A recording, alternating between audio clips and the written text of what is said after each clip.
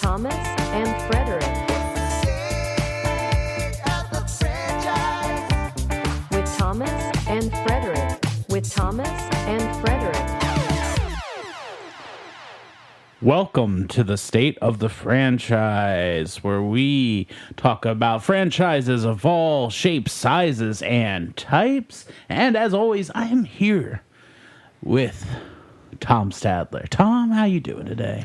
Fred, I am doing just fine, and I'm doing it all for something today. Doing it for the likes. The likes, maybe the nookie. Oh, my next guess was going to be the Graham. Yep, you heard. I'm Fred Dick, and that's Tom Stadler, and we're doing another great episode here.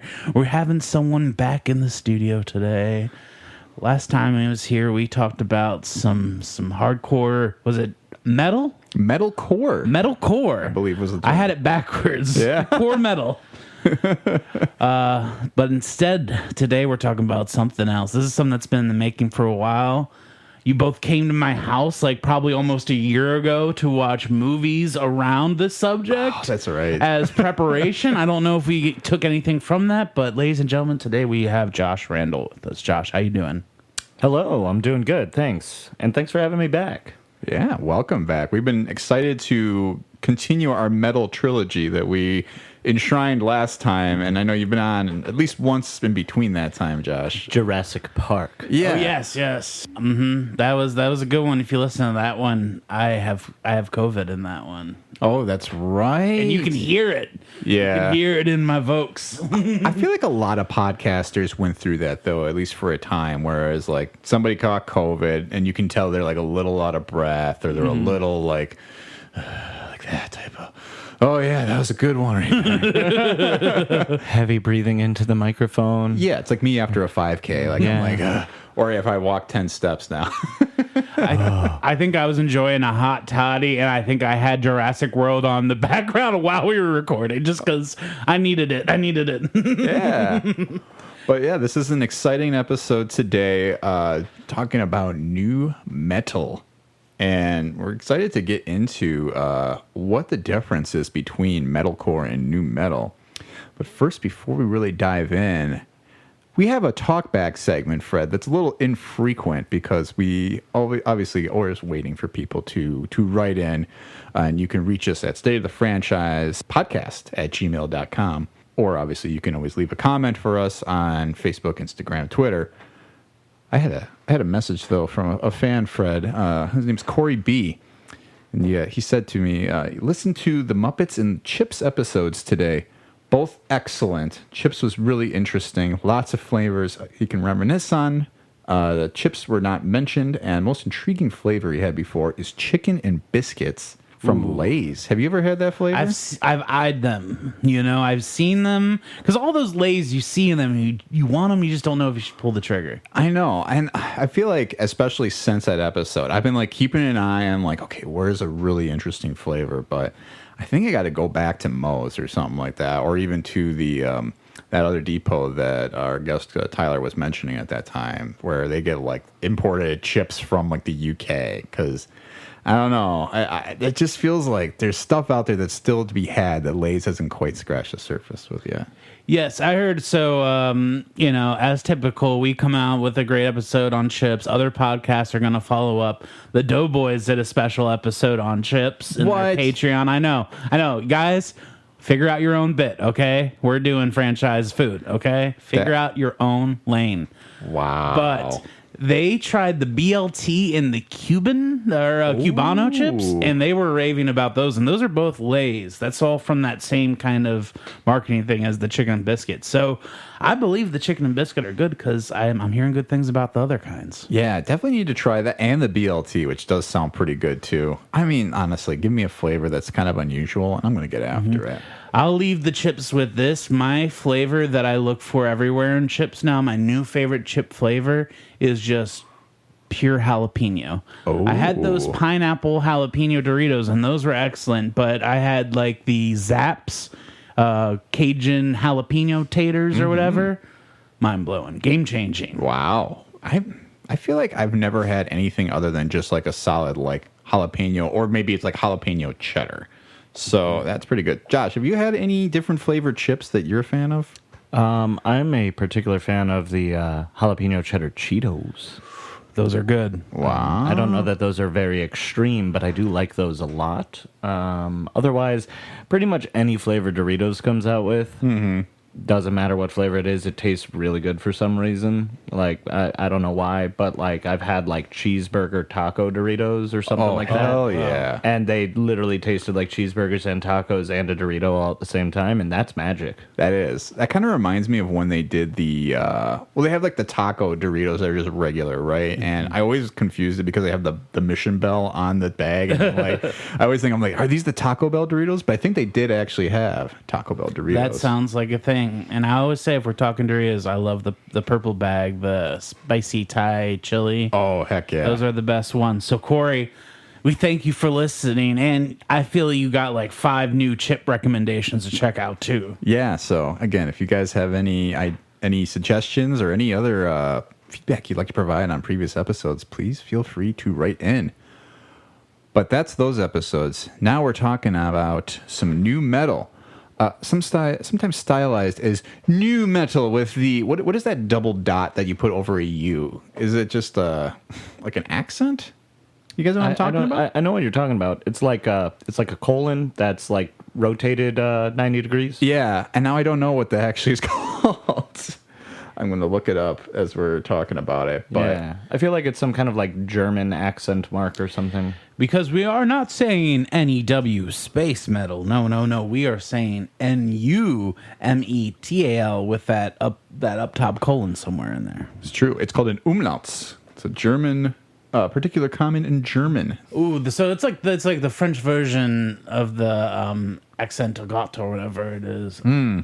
I feel really smart for guessing that it was German. I mean, it's kind of associated, though, because so much of metal, I feel like, is associated with German bands, which we'll talk a little bit about today.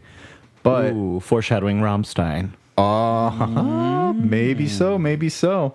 But I guess, Wikipedia describes them. It's a subgenre of alternative metal that combines elements of heavy metal music with elements of other music, such as hip-hop, alternative rock, funk, industrial, and grunge.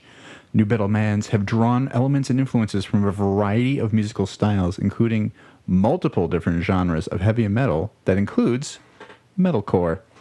So, Josh, I guess where I want to start with you today, in addition to understanding how you would define the difference between these two genres, is also what was your first exposure to new metal? Okay, so I would say to start, the differences are, as you mentioned, new metal is very much a hybrid style of take on heavy metal music. It kind of was born over time throughout the 90s. A lot of like the original new metal bands were forming in the late 80s, early 90s, but not really gaining traction, as you kind of like had your thrash and stuff like Metallica and Pantera and whatnot, and Slayer dominating, and then you transitioned quickly into grunge. And new metal kind of like, I think, really gained traction and birth out of like the post-grunge era, and like when those bands were falling out, and basically just metal fused as a hybrid with something else. And metalcore, conversely, is the post-new metal era. Metalcore is what killed new metal, just as like new metal is what killed grunge and thrash and all that kind of stuff. Like, that's how I see it, because like metalcore really started to come out of like, hey, new metal's super mainstream and super popular, and we want nothing to do with that and that imagery. And it was kind of like this hardcore take and this anti-mainstream take that was like started with like small community and pocket of bands, and then it just like all of a sudden it wasn't cool to be new metal anymore. Interesting. That's kind of how I see the two genres. So to borrow another metaphor, it'd almost be like thrash and grunge were like a Charmander, and then new metal was a Charizard, and then metalcore, was a Charmeleon, and then metalcore was the Charizard. I see where you're going with that.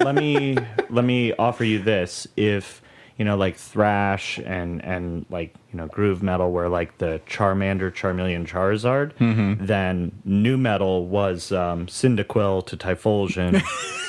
And then metalcore was whatever the third gen starter fire Pokemon was.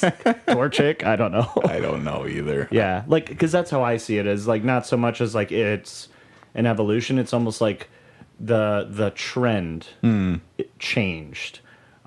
Because you can always go back to any of these genres, but like the trend of what's popular and what's kind of everyone starts listening to changes over time. Gotcha. So I just think of it as the next generation. Okay. So we're comparing it to Pokemon generations from now until the end of the episode, you guys. Yeah. So I will say that new metal and metalcore share similarities in terms of song structure, and that they both generally have really heavy riffs and melodic choruses. But that's probably where the similarities end. Like the style is very different in how they approach everything else and song structure. Like new metal almost never has like guitar solos in it, for example. But very heavy on hooks and riffs. Metalcore generally always features guitar solos. yeah, I could definitely see that though. I think even just comparing what we were listening to in the last episode to this one, it's very interesting that I keep like thinking back, like, oh, this is almost like a sequel to that. But yeah, it is like it's like we are talking about a complete, like, it's like the prequel episode. Yeah, yeah, we're going back to the prequel. Yeah. Metalcore is generally faster tempo too. New metal is generally like heavier chugging, like headbanging riffs.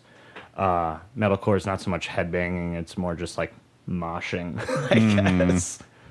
Yeah, I could feel that. To answer your other question, my first exposure, I think.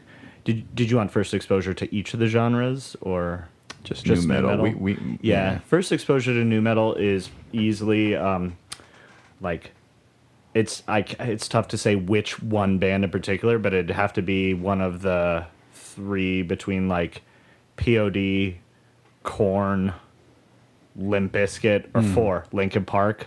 I feel like Linkin Park was a little after, but maybe like POD, Korn, and Limp Bizkit were probably the first three. Sure. For me. Gotcha. Do you remember like hearing it like just on the radio or in a movie, or was it just kind of like? I was definitely like radio, and then like, or a friend got a CD. You know? Yeah.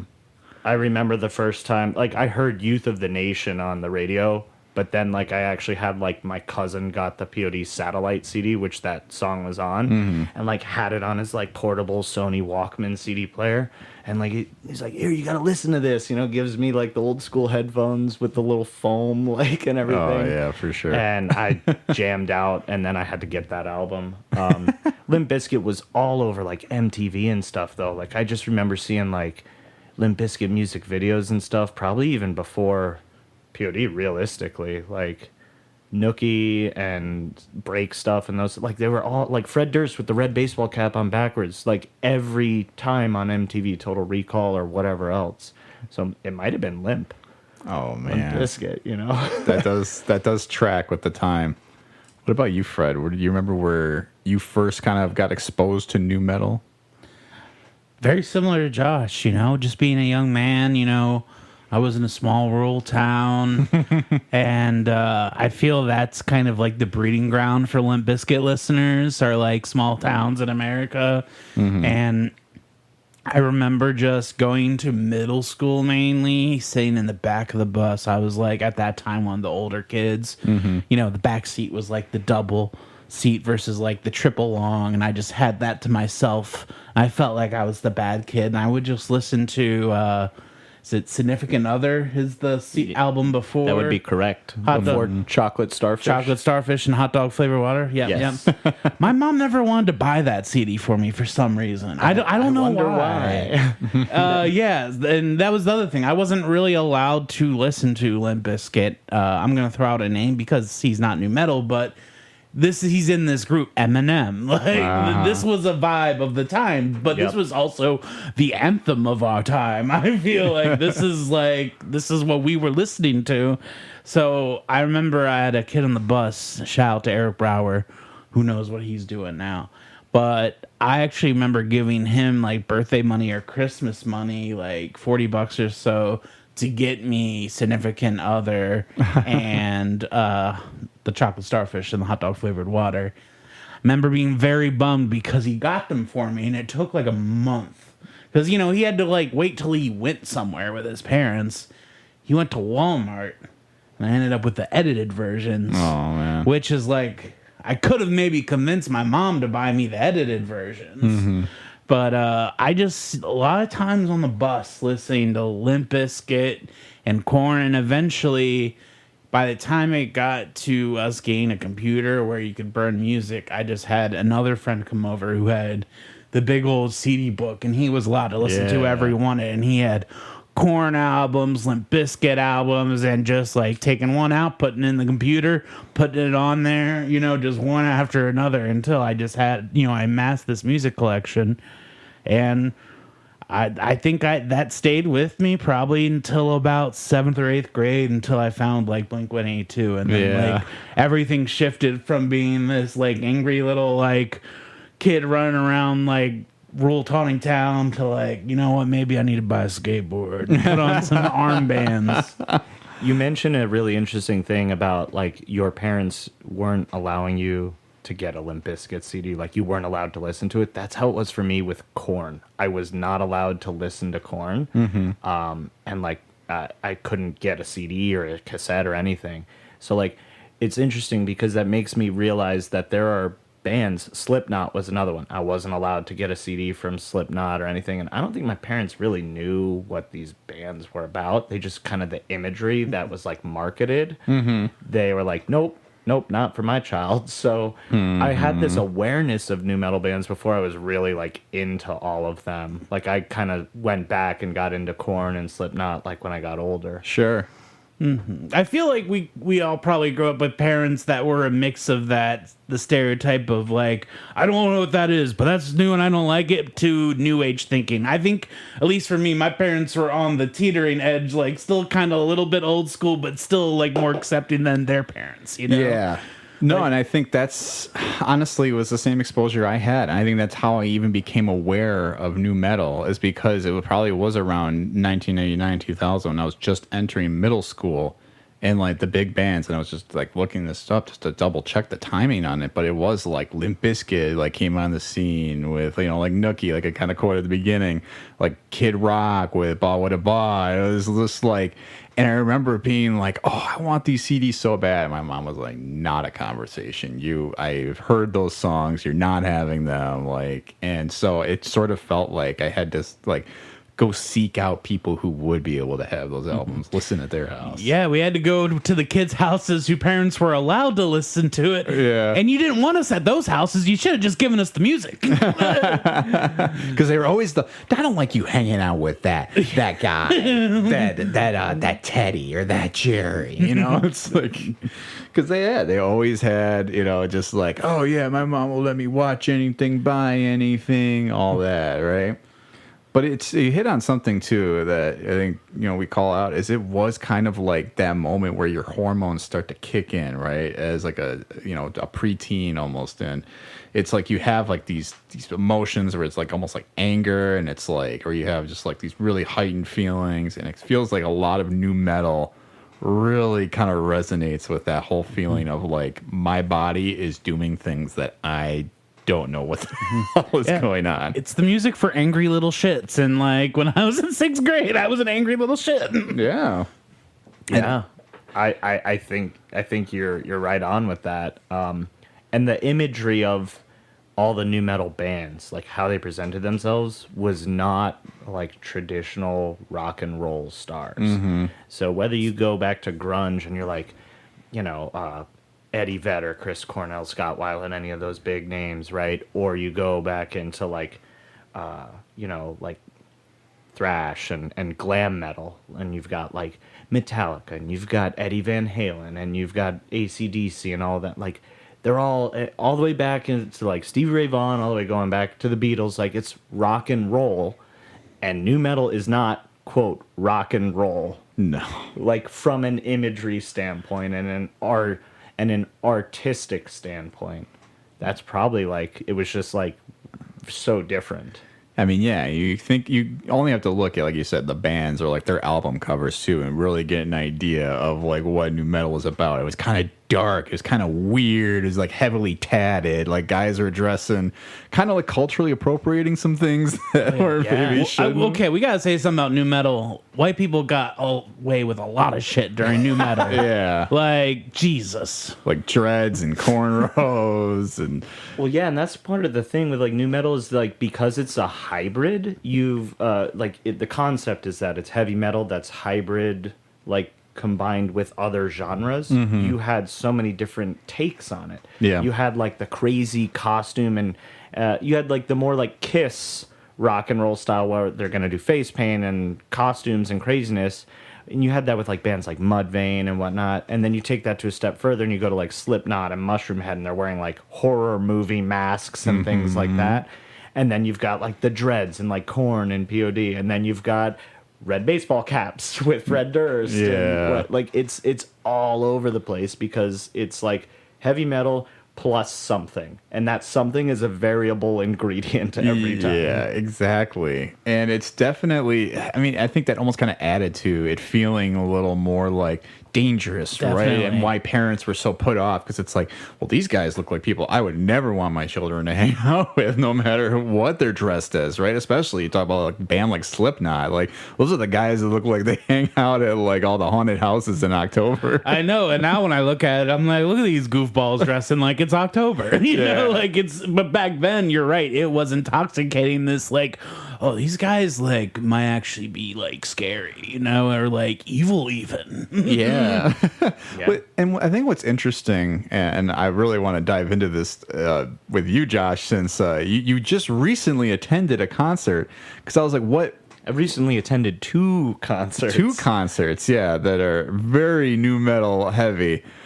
But the idea of like why this music resonates even today, and I think it's kind of a weird question to ask, because I feel like new metal was very of a moment, you know, and that there's not, I mean, I've kind of always just accepted this idea now, even for like the past like 5-10 years, that like rock and roll is kind of dead. And metal, I think, is also sort of on the cusp of just barely still hanging on, you know, but it's a lot of like older bands from 20 years ago that are ones touring. But it's like, but then when you hear it, you do remember that nostalgic feeling of like, I remember listening to this when I was like 12 or 13. I don't know. I mean, I guess what is that feeling now that we are seeing this resonate so much? And maybe, like I said, Josh, if you want to kick us off and talk a little bit about your recent experiences. Sure, I got a couple thoughts on this. Recently I've last night, literally, was at a Stained and Godsmack concert, and Mixmaster Mike opened for Stained and Godsmack. And if you're not familiar, Mixmaster Mike is the DJ from the Beastie Boys. He's apparently like BFFs with Godsmack. I learned that last night. But yeah, Stained and Godsmack, and it was a great show. And then about 2 or 3 weeks ago, I saw POD and Puddle of Mud, and also a great show. So yeah, it's fresh in my mind. I'm kind of going through listening to a lot of this, these bands from my childhood. One thing I talked about in the metalcore episode was the concept of the hedonic treadmill, right? Where you kind of like, it's like this mental thing where you kind of like, you can't overindulge in the same thing constantly, because the excitement and euphoria you get from experiencing it starts to fade when you keep doing it. So then you kind of like go into other things, and then those other things you haven't experienced in a while become exciting again. I think that, for me, that happens when I listen to music in general. So right now I've starved myself of this genre of music for so long that now it's all exciting again and re-experiencing it. But also, you mentioned like, it's all these bands from like 20 years ago. So we are in 2023, right? And 20 years ago is 2003. And that is literally like the height of new metal.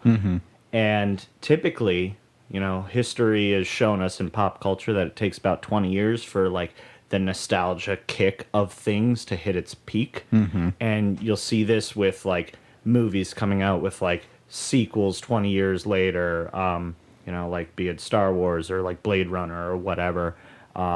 Jurassic Park getting Jurassic World and all that kind of stuff 20 years, you know, almost 20 years later. Typically, it's the nostalgia wave hits its peak around the 20-year mark for things to start trending again.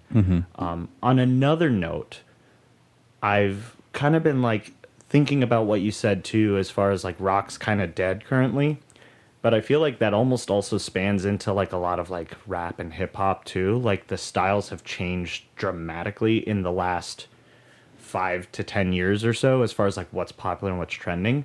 And whether it be rock or like rap and hip hop, you don't have like big hooks and like choruses and things that like really draw you in. It's just more like vibey.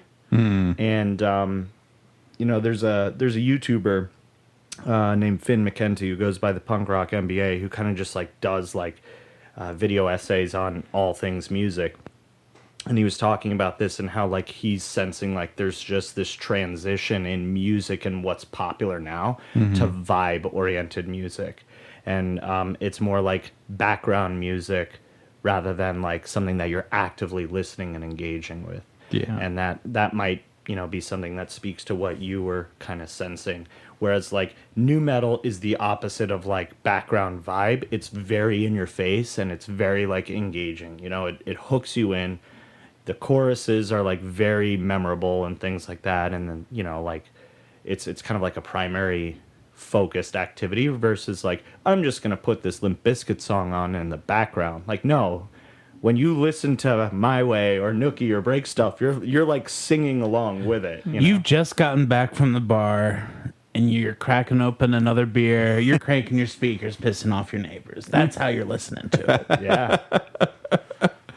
I do think there is something to that, though. That it definitely is more of an engaging type of music in that regard. Because I think what you're kind of almost referring to is like this rise of like lo-fi or like chill hop, right? And it's very like mumble rap and whatever else. You know? Yeah, and it's definitely more like, oh, okay, yeah, I'm kind of hanging out, I'm listening to this stuff in the background. Where, yeah, I mean, exactly as Fred as you're saying right there, it's like when these songs, like you have people trying these at karaoke because they want to really like get into the moment and like, because it's like you can't sing a lo-fi song.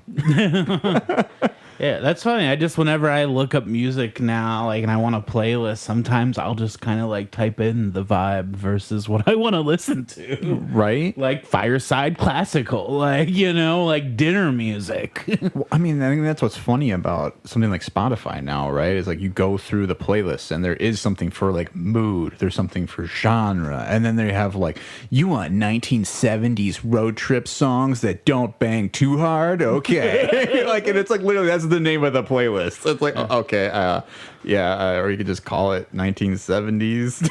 Right? I listen to so much more music now because of Spotify, but I know way less about it. Like I listen to a lot of opera at work. I could name 3 operas, but like I listen to so much of it, and I've even gotten suggestions through app. Oh, check this one. I'm like, oh, that's fire. I don't know what it is, but I like it. I mean, and I love like lo-fi when it comes to like electronic and synthwave and stuff. Yeah. Like my favorite like EDM like DJ producer is a lo-fi like chill wave producer. Comtrues. I knew it was coming. You knew it. But like it's very different, and it's for a different mood, you know.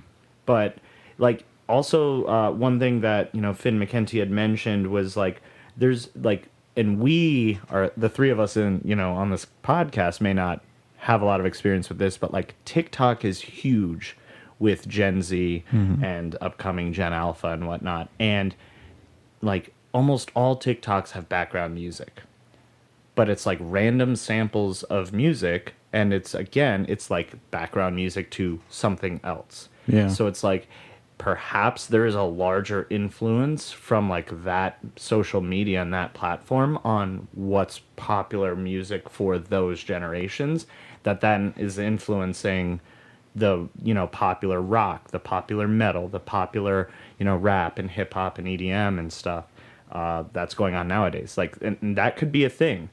That being said, what's interesting is the Gen Z and these younger generations are gravitating towards the nu metal bands too, which is also what's contributing to their like resurgence recently. And his hypothesis was that it's because they're just better. They made better songs. Like the song structure of nu metal songs are catchy, and it's easy to get hooked in by the riffs, and then it's easy to learn the choruses and sing along with them or groove to them, and that doesn't exist in metal right now. Like popular metal bands now don't have good song structure. Yeah. And it's almost like they've intentionally gone that way because it's not even metalcore that's popular anymore. So it's the next generation after metalcore, and it's like we got to be more hardcore because metalcore became mainstream, and now it's all about we've got to be really technical and super precise and super fast, and it's like we have to show how proficient of guitarists and drummers we are, but we've lost all sense of song structure in the process. Yeah. And I think it's interesting, too, that you even mentioned, like, the fact that some of these songs are showing up in the backgrounds of TikTok videos, because I think so much of what nu metal was is one, we mentioned it was a blend of genres, so it's accessible, but it lived in a lot of movie soundtracks. Like, I think that was one of our conversations that we had off pod leading up to this, was how many movies do you feature, like, nu metal songs, and it's hard to go through the early 2000s without thinking about a movie that prominently featured, like kind of similar to like how some of like those 80s pop bands always had like, like Pretty in Pink or, something like that. It's right. like, with Daredevil, you had Bring Me to Life, if, Spider-Man, it was that Chad Kroeger song. It was like, Hero? Yeah. With Josie Scott from Saliva? What a nu metal song that song is, right?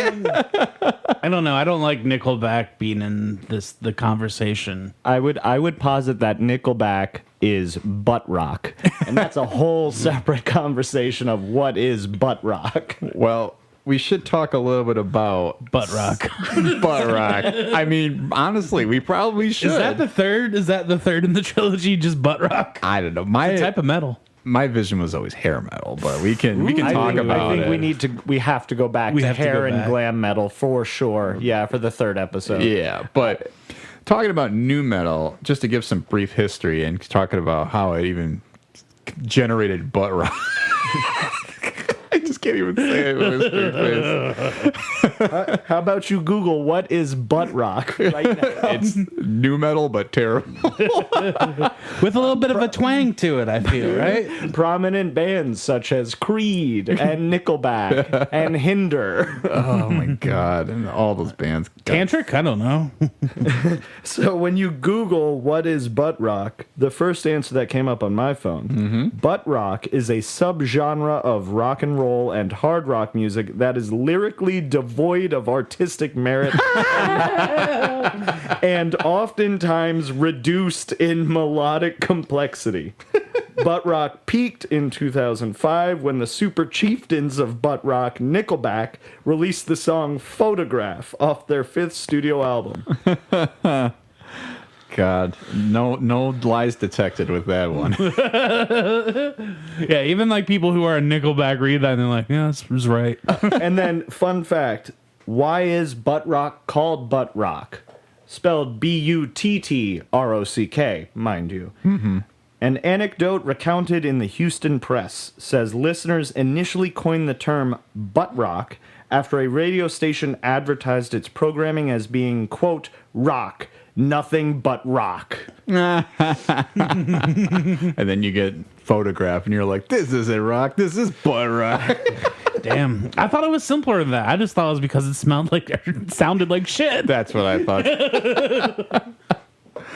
So nu metal became popular in the late 1990s, as Josh mentioned, with artists such as Korn, Limp Bizkit, and Slipknot all releasing albums that sold millions of copies. Nu metal's popularity continued during the early 2000s. No, we call those the early aughts. Yes. With bands such as Papa Roach, Stained, and POD all selling multi-platinum albums, and peaked with Linkin Park's diamond-selling album Hybrid Theory, which became the best-selling rock album of the 21st century. However, by the mid-aughts, the oversaturation of bands combined with the underperformance of several high-profile releases led to nu metal's decline, leading to the rise of metalcore and many nu metal bands disbanding or abandoning their established sound in favor of other genres.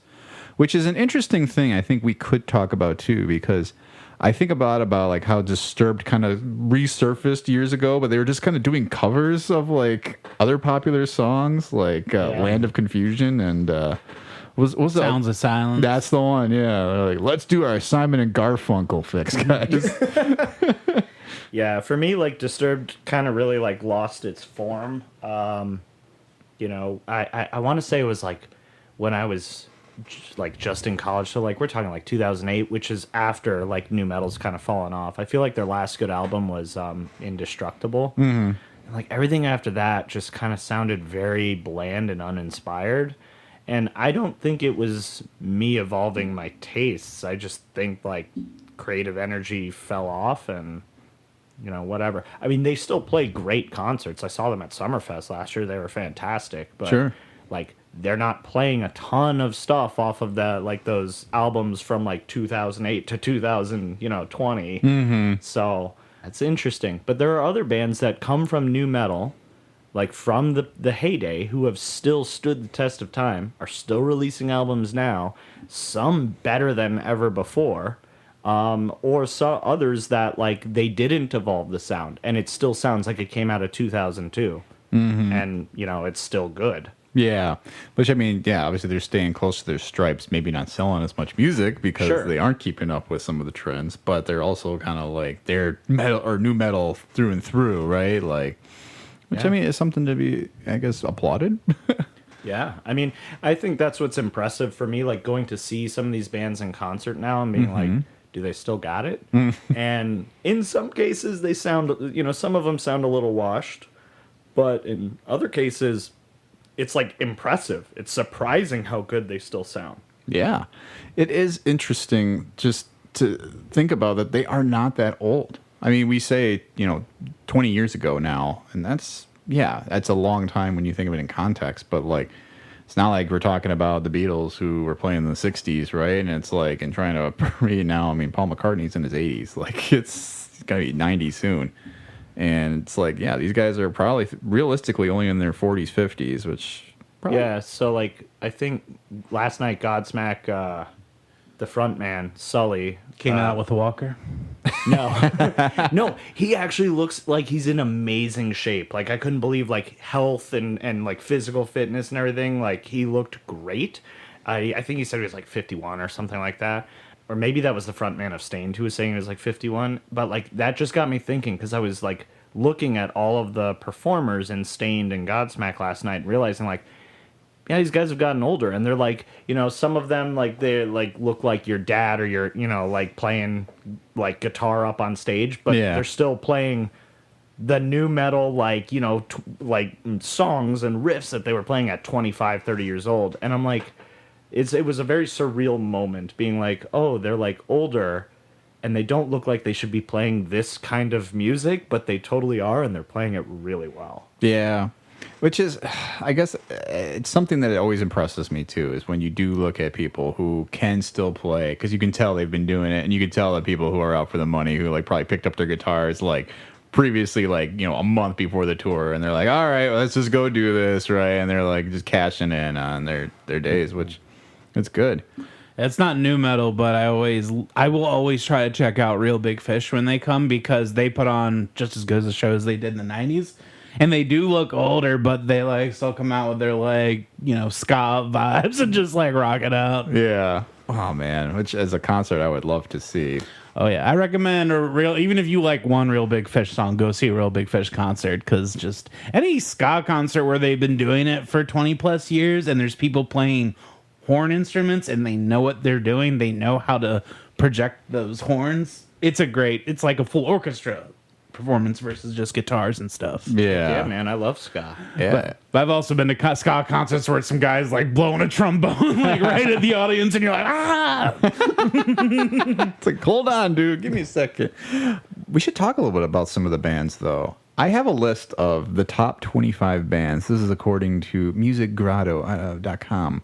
But they list a few of the best ones, and there's a couple bands that I feel like are kind of controversial. I want your guys' take if you think So they're is nu it metal. like yay new metal or nay like not new metal? Is that what we're saying as far as controversy? Yeah, maybe let's determine, do these people belong in the list where they're at, and then, or you know, and Where then they're ranked, or are you saying, or do they belong? Period. Okay, yeah. So, This sounds like a fun game. Let's do it. yeah. So 25 on the list is Saliva.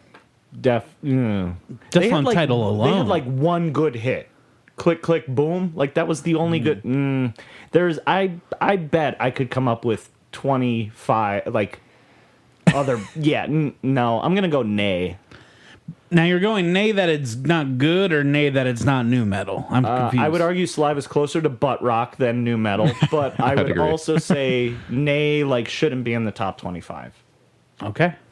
I'm fine with that. I think I'm okay with that. In This Moment, you ever heard of this band? That is a post new metal era band. That was like I don't really know what I'd classify them as. They have a female lead singer, I believe, right? Yep. They're popular more like in the 2010s, I feel like. So to me, that's post new metal peak, so I wouldn't put them in the top 25. All right. Static X. Oh, 100% yes. Yeah. About Wisconsin Death Trip. what's that? Their first album, Wisconsin Death Trip. Is that right? That's the name of the album. a And we're good in title Wisconsin. Man, I feel like that should be the title of like a podcast. This is where you go to die after you move here. No. Seven Dust. Absolutely. Yes. I'm going to see them in 2 weeks. They got a song I know that they play for the Brewers all the time. What's it called though too? And I forgot to write it down. What's the big Seven Dust hit? They've had a bunch over the years. I'd say Enemy was one of their biggest. But like, see, what's the first one that comes up? I mean, it might be the algorithm might show you their new music because they just dropped an album like last month. Oh sure. But like, if you go to the first non-new song, let's see what it is. So the first non-new song looks like it would be Waffle. Waffle? Yeah, that's from the Home album. That's a great song. Yeah. Okay. Was There that was, like a radio that's from- played song or? It was on, I mean, it had a good music video and whatnot. I don't think Seven Dust was ever a big mainstream radio band, but like they're definitely heavy metal mixed with southern rock. One of their biggest songs was Black. That was like off their first album. Okay, I want to play a little sample from Black That because sounds familiar. I'm pretty sure this is one I know. Oh yeah. This is the Brewer Game song that I always think of. This is the pump up the crowd song because I like, have heard this at Brewers games. Yeah, this riff is awesome. pretty good, dude. Yeah. I'd And say they're- it slaps. they kind of blend, like, they blended a few different styles over the years in different albums. Like, they got into, like, kind of southern rock roots at one point.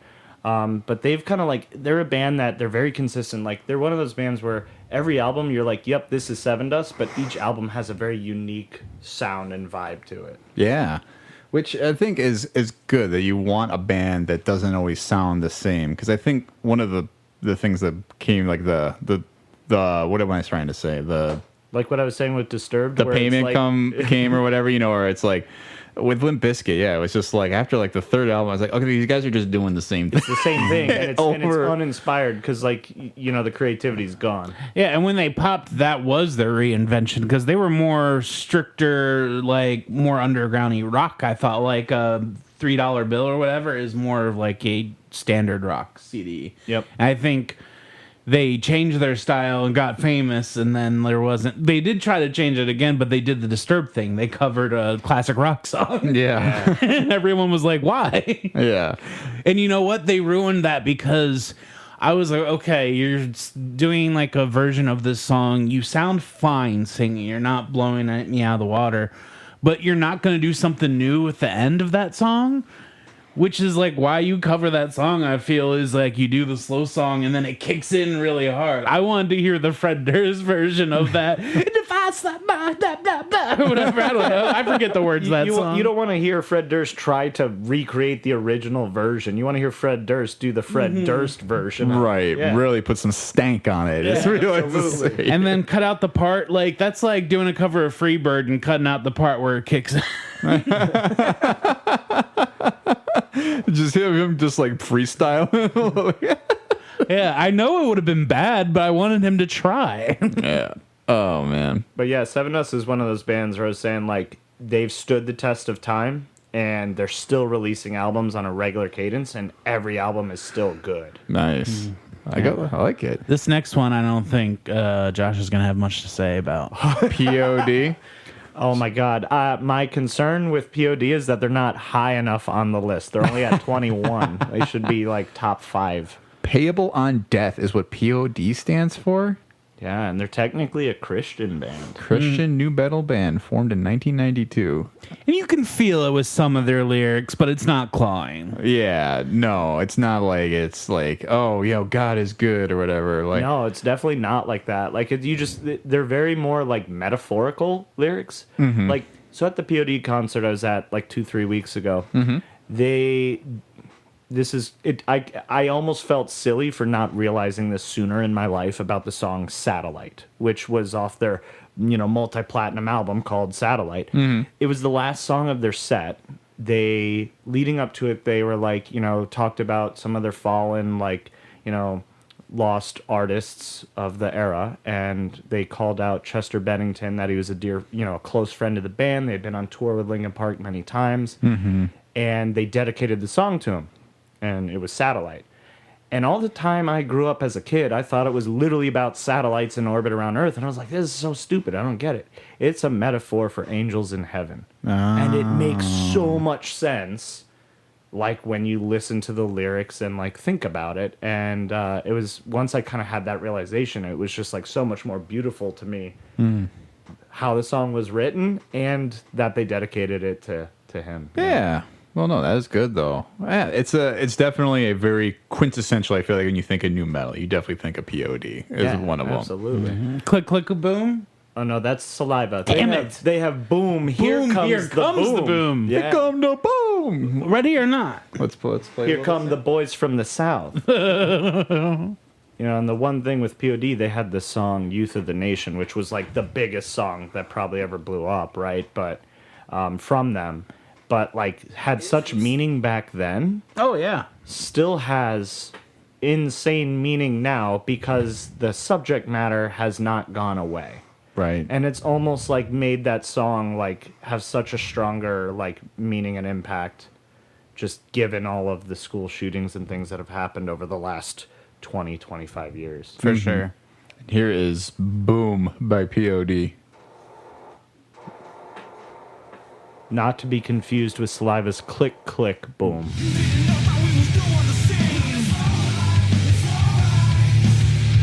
I'm just waiting for the. You're waiting for the boom?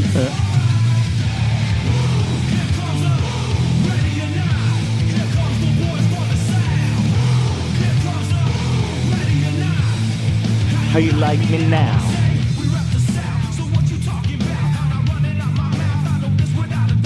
You know, the music video for that song is them doing a ping pong tournament. They're all wearing like Adidas jumpsuits, like tracksuits, and they're doing like a World Series Olympic ping pong in the music video. I like it. It's so goofy and funny. It's very like early 2000s. Makes me think of the scene in Forgetting Sarah Marshall, or not Forgetting Sarah Marshall. Forrest Gump. Yeah. Pretty much. I was thinking Knocked Up when they're just having like the bullshit boys tournament outside.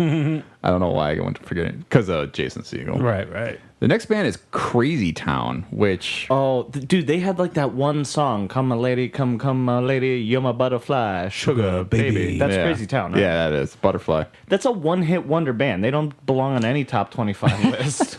I rented this CD from the library once, I remember. Oh, Was there any other good songs on it besides that one? There were songs with a lot of cursing, so I remember liking that. yeah. I like Thought that was cool. That's the Tracks, that qualifier. tracks. Yeah.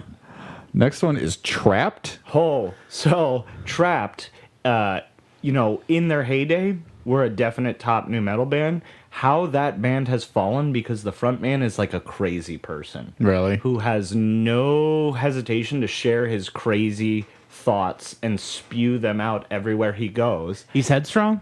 He's very headstrong. Yeah. Was he at January 6th?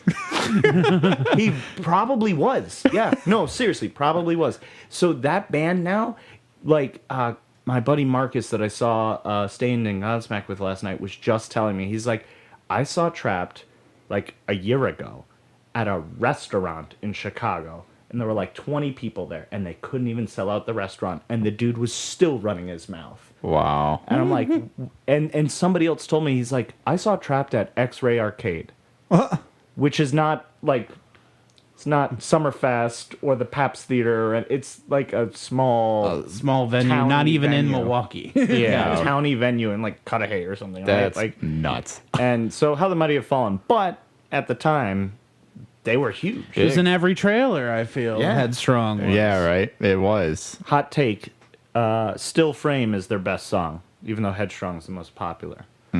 Check it out, Still Frame. You've heard it. You'll be like, oh yeah, this one.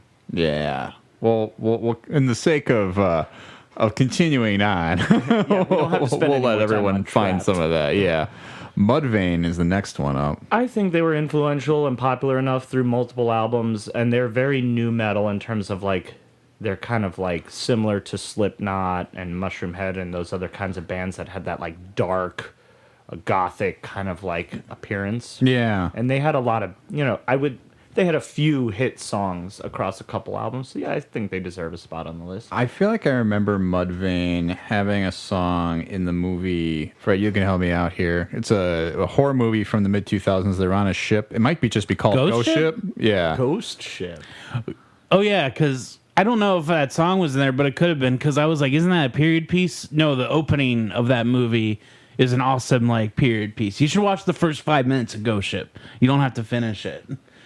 It's Yeah. like a back in the day ghost ship. Well, the people are still alive. It's like the Titanic, whatever. And somehow, something in a Rube Goldberg way, they all die. And then the movie starts, and it's people checking out the ship, and there's ghosts on it. I mean, Ghost Ship is a pretty good premise. I mean, I think I'll add it to the list. not to get too far down a rabbit hole here, too, but I think it kind of goes back to the whole thing of like, I mean, even a movie like that was kind of like about like an older, or we see a flashback, was using new metal like in the soundtrack. And it's like kind of crazy to think that like, why is that a pick? But it just kind of felt like that was the vibe of the time, right?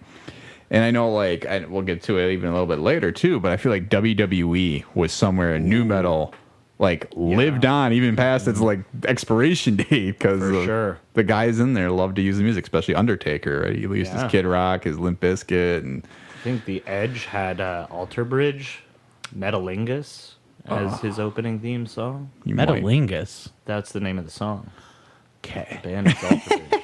Yeah. Aren't they a Christian group? No, Alter Bridge is Creed sans Scott Stapp. Oh, okay. That's what it was. Yeah. Didn't they pick up this lead singer from somebody else though? That's like Their kind singer is Miles Kennedy. He was the immediate singer after Scott Stapp left. Creed formally was no more, but the rest of the band stuck together, partnered with Miles Kennedy, and formed Alter Bridge. Gotcha. Okay. Oh, he was associated with Slash for a bit too. Is that guy? Yes, he did like Superband with Slash or something like that. Ah, Miles Kennedy. okay. Or maybe he became Slash's touring vocalist or something like that. Slash will hop in. Yeah. I like that. Yeah, he will. He'll kind of just lend himself. Flyleaf is the next band.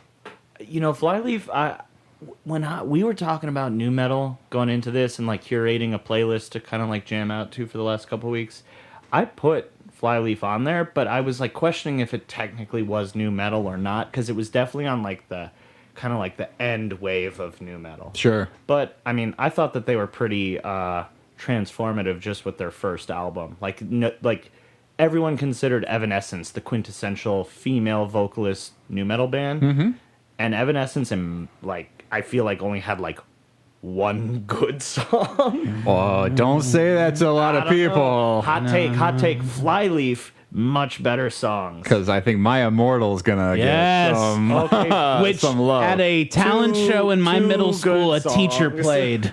Two good songs. I don't know, man. I would love to see how Evanescence would sell out a crowd if they got that. I'm together. not saying they wouldn't sell out a crowd. Yeah. I'm just saying you haven't heard My Immortal until you've been at your middle school talent show, which is for kids, and your English teacher, your 6th grade English teacher, comes out and plays piano and sings My Immortal to everyone. That I sounds imagine lovely. that's a pretty. She did it really nice, but it was just like, what the hell is going on? Isn't this for us? That's a pretty odd way to experience it for sure. Oh my I would god. also argue Lacuna Coil is a better female-led band. But anyway, that's a rabbit hole we don't have to go down. Next up on the list. Stained is our next band. Ooh, Stain definitely deserves a spot. I think this is Stain deserves a spot. Yeah. This is a Stained spot here at, what is this, number 16 on the list? Of Yeah, Top 25? yeah. Yeah, that's fair. I'm on the outside. I'm looking in. See, we don't even need to sample that one. I feel like people will know that song. Been a while since I've gone. Oh man, Stained. Yeah, definitely. I just agree saw them with last that. night. They were great. Yeah, but you said Godsmack put on a better set, huh?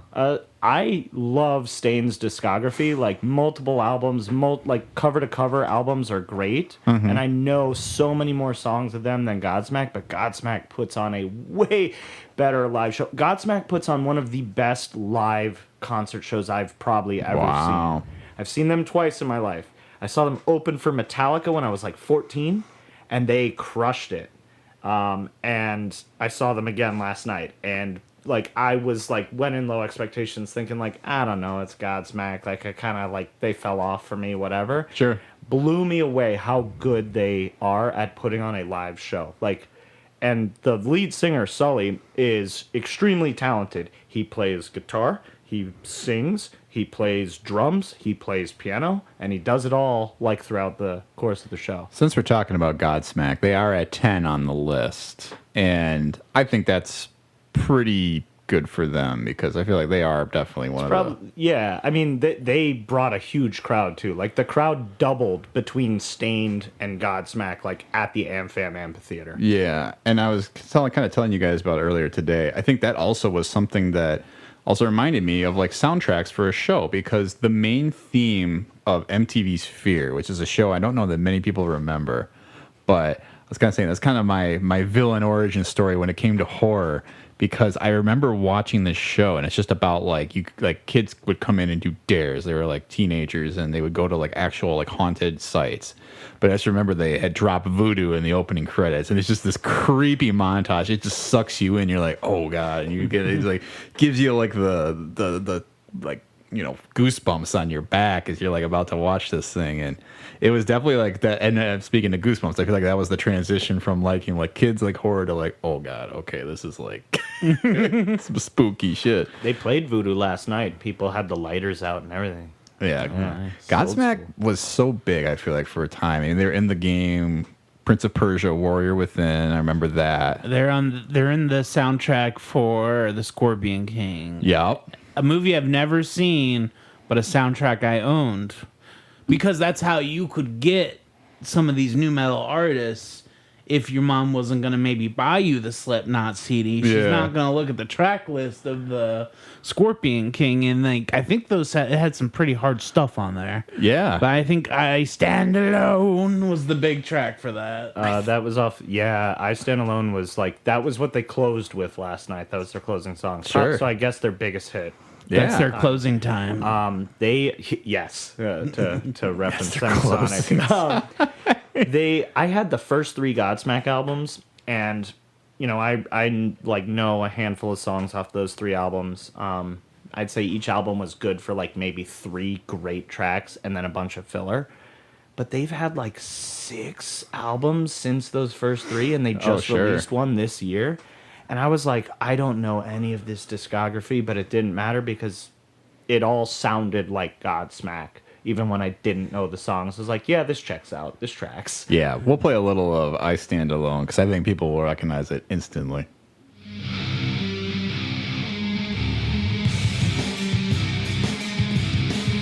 I'm thinking about it. This was also in an Army commercial, I'm pretty sure.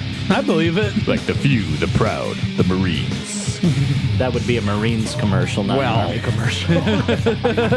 It might have been that or the Marines, is what I'm saying. Oh, for sure, though. I have no doubt about it. You know, there were a lot of Godsmack, Dragon Ball Z anime music videos back in the day, too. Oh, yeah, there were. Yeah. Yeah, I remember seeing a Deftones one of those for Dragon Ball. Oh, yeah. Which, don't get me started on the Deftones, BB. Because they are one of the next ones on the list. It's They Deftones. are a top 3 new metal band. Hot take, I will defend it. Wow. Top 3. So my only qualm is that they're listed at number 14. You want them higher? I want them in top 3. Ooh, wow. Yeah. I'll kind of loop a couple of these together because I feel like some of these don't really belong. We have Drowning Pool and Alien Ant Farm, who I think are new metal, but would you call them the top 25? Heck no. No, Alien Ant Farm, their famous song was a cover, right? Of Michael Jackson. Yeah. Yeah. That was the only, like, they had like maybe one, maybe at most 2 other songs of note, but yeah, the top song was Michael Jackson cover. And Drowning Pool had 2 big songs before the front man left, and they got a new lead singer, which was the lead singer of a different new metal band, Soil, who came on to Drowning Pool, and they struggled, and they went into oblivion. I had that Drowning Pool CD. I convinced my mom to get that one. I don't think it was parent advisory, that one. Do you recall any songs of note besides Let the Bodies Hit the Floor and Sinner? No. I couldn't even have told you Sinner. I knew there was 2. I could tell you I listened to Let the Bodies Hit the Floor like probably a million times. Sure. Like But, just like, on repeat. If a band is a one-hit wonder, they don't deserve to be on the top 25 No, of I a agree. genre list. No. So our next one is pretty big because we got to Limp Bizkit already, which kind of feels maybe low. Yeah, At 12 that's what I'm for saying. them? How is Limp Bizkit only like 1 higher than Alien Ant Farm and Drowning Pool? Like, Yeah. like you can hate on them all you want, but they literally started and like are probably the first band anyone thinks of when they think of new metal. Very possible. But I think it's like, and they peaked so big that they were on a Mission Impossible movie, which maybe it doesn't have the same gravitas it does today because 2 was still kind of figuring things out. But Yeah. I feel like when you are like, yeah, I'm on a Tom Cruise movie, you're like, all right, you got some steam right It was now. arguably their most artistically like the best song they ever wrote too. Like they didn't phone it in. They wrote that song and it was for that. Like it was that song on that movie soundtrack, and it is I feel like it's actually one of the Limp Bizkit songs that holds up artistically beyond just the memes of, yeah, it's my way, nookie. You know, like Take a Look Around is a banger of a track. Oh, I agree. Let's listen to a little bit of it, huh?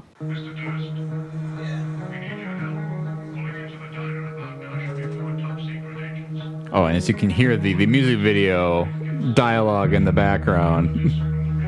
Talking about top secret agents. I'd love it if Fred Durst was in IMF, though.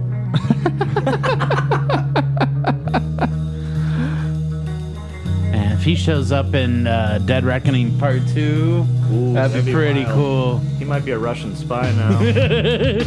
Working for the Kremlin. He got a little out there with his worldviews. Damn, they all do, it seems like. I mean, Him, Steven Seagal. All of them. I mean, you say it's an artistic song, Josh, but it's also just the Mission Impossible theme that they're sampling. So, I get what you're saying, but at the end of the day, it's also like Oh, not man. a But fully like John original. Otto on the drums, he carries that song. I don't know why you want to hate this. I'm not trying to hate I it. don't know why you want to hate this. 'Cause hey, it's all I seem to hear lately. Also, you're got not it. giving DJ Lethal enough credit for mixing the Mission Impossible. You're really theme not into giving the rest of DJ the Lethal song. enough credit. I just can't believe I walked into that. Next band is Rage Against the Machine, a band I love, and I saw them last year, and they were excellent. I don't know that I would categorize them as new metal, though. It's weird. I did put them on the playlist we were like, listening to leading up to this podcast. And I was thinking the same thing. I was like, they were relevant before and during the new metal wave. Yeah. But they are, to me, more so like punk. Yeah. And something else. It's almost hard more rock punk. Yeah. more grungy though too. I think Grungy punk. Yeah. Like, it's like, what happens if you took, like, the Ramones and other punk bands, like Anti-Flag or whatever, and, like, blended them with grunge, and then you get Rage, you know? Yeah, it does almost feel like they're almost in a category of their own in some ways, and I think that's why it made so much sense for like the Matrix soundtrack when you hear that and you hear like. I mean, I don't know. I'm one of those young adults or middle-aged adults that hears Rage and thinks of Tony Hawk's Pro Skater 2. Oh, there you go. Which is a lot of punk soundtracks on that Yeah, too. A lot of yeah. like the Jackass era, like Bam Margera, Viva La Bam, right? It's like all those types of songs. What I will say is, if you do consider them new metal, I think it's fair to place them at number 11 on a top 25 list. If you could qualify them as new metal, I would maybe put them top 5, but that's me. Next is Godsmack, yeah. well, Breaking Benjamin. Ooh, so Breaking Benjamin, I have a love-hate relationship with. I think it's fair to put them in, say, top 10, number 9, whatever. They are a band that is phenomenal on studio recordings, but every time I've seen them live, and I've seen them live like 5 times, Benjamin is broken. It's in the title. Literally. Like, dude's vocals aren't working. He broke his wrist, so he can't play guitar. Whatever. The equipment isn't working right. Like, it's like literally they're the worst band that I love that I've seen live and been terrible every time I've seen them live. Yeah. I'm gonna make a Fred-like take for this next band because it's Incubus, and here's my take because I got a one-line mic drop, and I'm gonna let you finish. But if you make the song The Reason, you're not new metal. That's my thought. But the reason is you. No, the reason. And the reason's not Incubus. The Reason? That's Incubus? Wait. Is that Hoobastank? That's Hoobastank. Oh my god. we all were into it for a second. Then Fred's like, "Wait a minute." No, I looked at you to be like, I don't know the name of this band, but I know he's wrong. Well, I knew the rest of the lyric, and I was just going off of that. And then I'm like, "Oh no, it's Hoobastank." Oops. Wow. Okay. Well, I guess throw out my take. My Fred-like take. failed. Well, Do you pardon mean to say, me. Pardon me. Well, While I burst. By the way, I'm wearing an Incubus Morning View shirt right now. I would say they are new metal because they're like metal mixed with whatever you would consider like Sublime and surfer music. yeah, I guess. They're like a hybrid of And they those. got a little trance going to like TRANCE to them. Trance. Trance. Yeah. I Which would guess- qualify as new metal based on the Wikipedia definition as a hybrid of metal plus something. But I guess when I think of Incubus, and these are the two songs I know now, I was completely confusing them with Hoobastank before. But I think of Drive, and I think of Wish You Were Here, and neither of those exactly hit the same way as like a POD song or a Can I song. put in a song? I haven't put in a song yet. Go ahead. Incubus Megalomaniac?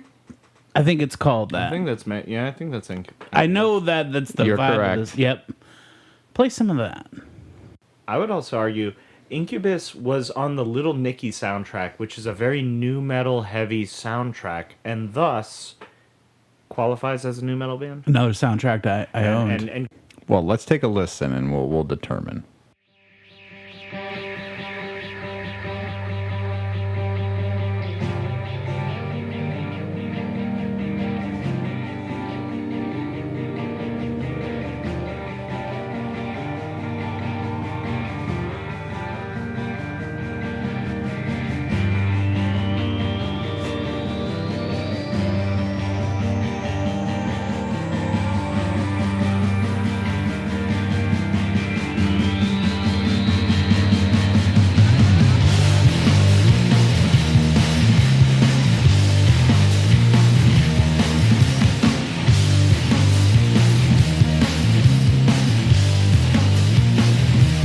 I agree. Well, that was the good thing. That's why I liked Incubus, because I can't go hard all the time. They would come at you with like a down, down, down, and then it would slow down. And he'd be like, "How you doing? I've got a song for you." Yeah. I think the thing with new metal is because it's a hybrid genre. It's metal is the control variable, and then your dynamic variable is literally any other kind of thing to blend it with. you get a wide spectrum of style of nu metal, from the Fred Durst, Linkin Park, POD, which are all like rap rock, to like, I don't know, funky groove like metal, which like Korn and stuff. Yeah. To like, Deftones, which is like shoegaze, like really hardcore rock with like shoegaze, like dreamy texture, reverb vocals and stuff. And then, other stuff obviously in the genre too. But like it then also kind of makes it hard because you're like, well, this isn't like that. Yeah. But there are common threads. Sure. No, and I think that's exactly a good point, because you even brought it before. It was like, oh, they have a little bit of sublime to them. And I'm like, yeah, I would agree with that, because I would think of like the two songs I mentioned before are very kind of like almost like that, like reggae, punk. Surfery. Yeah, surfer. Yeah. But like POD has a lot of reggae vibes to it, but in a very different way. Yeah. Oh, definitely. But it's a little more refined. Next is Korn. Yes. For sure, top 10. Like, if not top 5. And I think it's important to say, because this is an audio medium, Korn is spelt with a K. Oh, yeah. That is a good point. I mean, that's how hard they go, right? That they spell with a K. Yeah, I just don't want our listeners to be like, I'm gonna check out some of this music I heard today, and they're just typing in Korn, and they're just getting pictures of regular Korn. You gotta put that K in there. And I would say Korn is probably another band, I think, when you say nu metal, is maybe one of the first bands that people think of. Yeah, Yes. for sure. Papa Roach at 6, which is a choice. That's a choice, absolutely. They're definitely nu metal. They don't deserve to be in the top 10. Top 25, yeah, but I would put them between 15 and 25, somewhere in that range. They did pretty decent with staying, well, I wouldn't say staying relevant. They were big when they came out, and didn't they kind of have like a second win with like a song? Getting Away with Murder? Then you realize I'm not going to be struck by you. Oh, that's Finger 11, Paralyzer. Wow. It's hard because all these songs sound the same. That's what I'm saying. Some of these bands blend. Hoopstank has a little Incubus to them. Yeah, they do. Let's call it what it You're is. right about that. You are right about that. But they came out with a song that was similar like Roach that. has still been dropping albums, and they actually had a song that came out like maybe like 3 or 4 years ago that I was like, oh, this slaps. I can't tell you the name of it offhand, but I put it on a playlist. I was like, this song slaps. Like, I was surprised it was Papa Roach. Well, Suffocation is just brain stew. No breathing. Don't give a fuck if you... I'm just saying the melody, the riff of it, Oh, the guitar riff is just brain stew. It is, for sure. Oh, yeah. From Green Day, yeah. So our next one on the list we talked a little bit about already, but it's Evanescence. Break out the sandbags.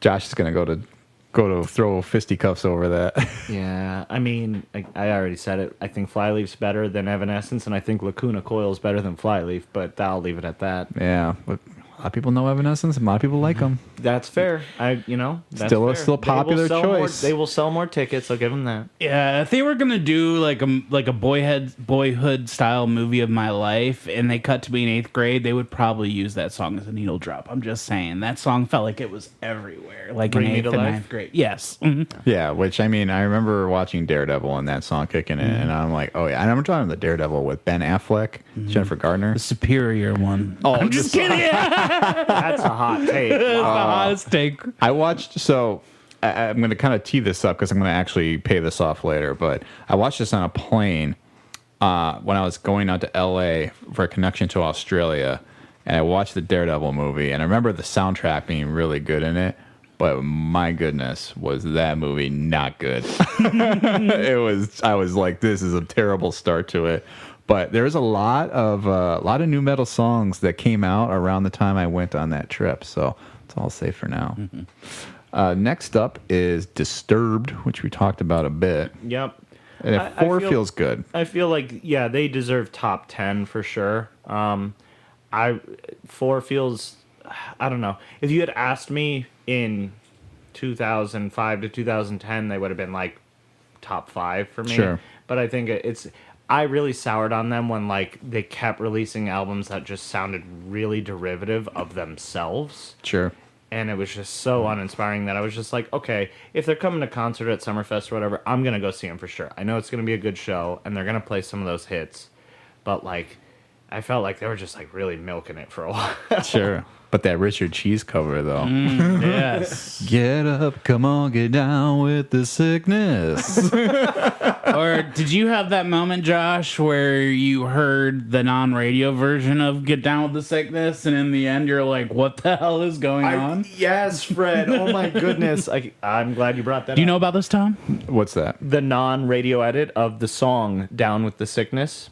Like, okay, so the one that's on the album? Correct. Yeah. The explicit album, not the Walmart album. Yeah. Yeah, you know, where he has the whole, like, monologue. Ranting about his mom, yeah. Yeah. Oh, yeah. Yeah. No, Mommy, don't do it again. No, Mommy, I'll be a good boy. Yeah. That freaked me out when I was little. Yeah, it caught me off guard the first time I got the Sickness album. I remember First time you got the sickness, you got a little sick, didn't I you? remember putting that album on my Christmas wish list so my aunt used to get everyone's CDs for Christmas. She had like a catalog that she'd order from. So it was like, tell me what CDs you want, you know, and Christmas gift. And I asked for Disturbed, The Sickness. And I remember her questioning me, like I was on the phone call with her. She's like, "Disturbed, like that's what this doesn't sound good, you know." But I was like 14 or 15 or whatever, and I got it, and I was so stoked because like that album cover to cover is all bangers. It's a great album. Is Stupefy on that album? It is on that album. So is Voices, the opening track, The Game, Fear. Oh my goodness, there's so many. Dropping Plates. Yeah.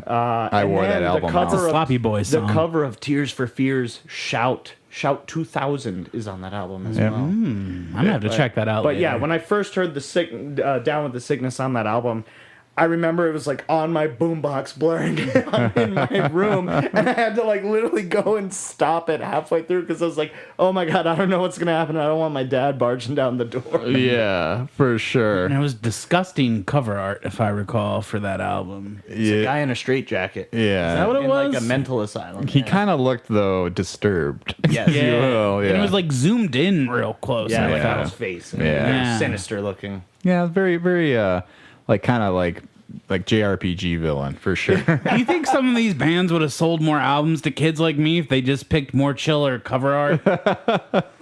Very possible, but they had to let you know what they were about. The next band is definitely one I would love to talk a little bit about, System of a Down. Ooh.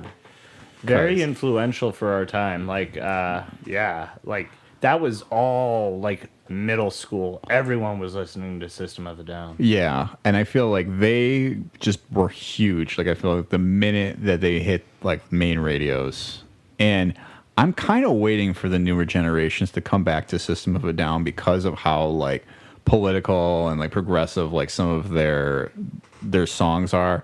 And I feel like one day it's going to hit, and people are going to all of a sudden be talking about them again. For me, System of a Down is very adjacent to Rage Against the Machine. Sure. Definitely. A different approach, but like very adjacent. Like feels like the same band, even though it's a totally different band. But I also just felt, and I'm the last person to like have opinions about what's metal and what's not. I always pictured System of a Down a little more like hardcore metal or something, because it's just more intense, and there were those melodies in the music that weren't existent, but they also had catchy choruses. Absolutely. Well, I think that's it. They were able to really illustrate in a way I think that we saw with like a Limp Bizkit too, where you kind of have where they break it down a little bit, right, and kind of smooth it out before they really hit you with the heavy guitar riffs, you know? Yeah, that was the first band I felt like cool that I was kind of in early on. Yeah. Because my brother got the self-titled album from someone before even Toxicity was out. Yeah. So I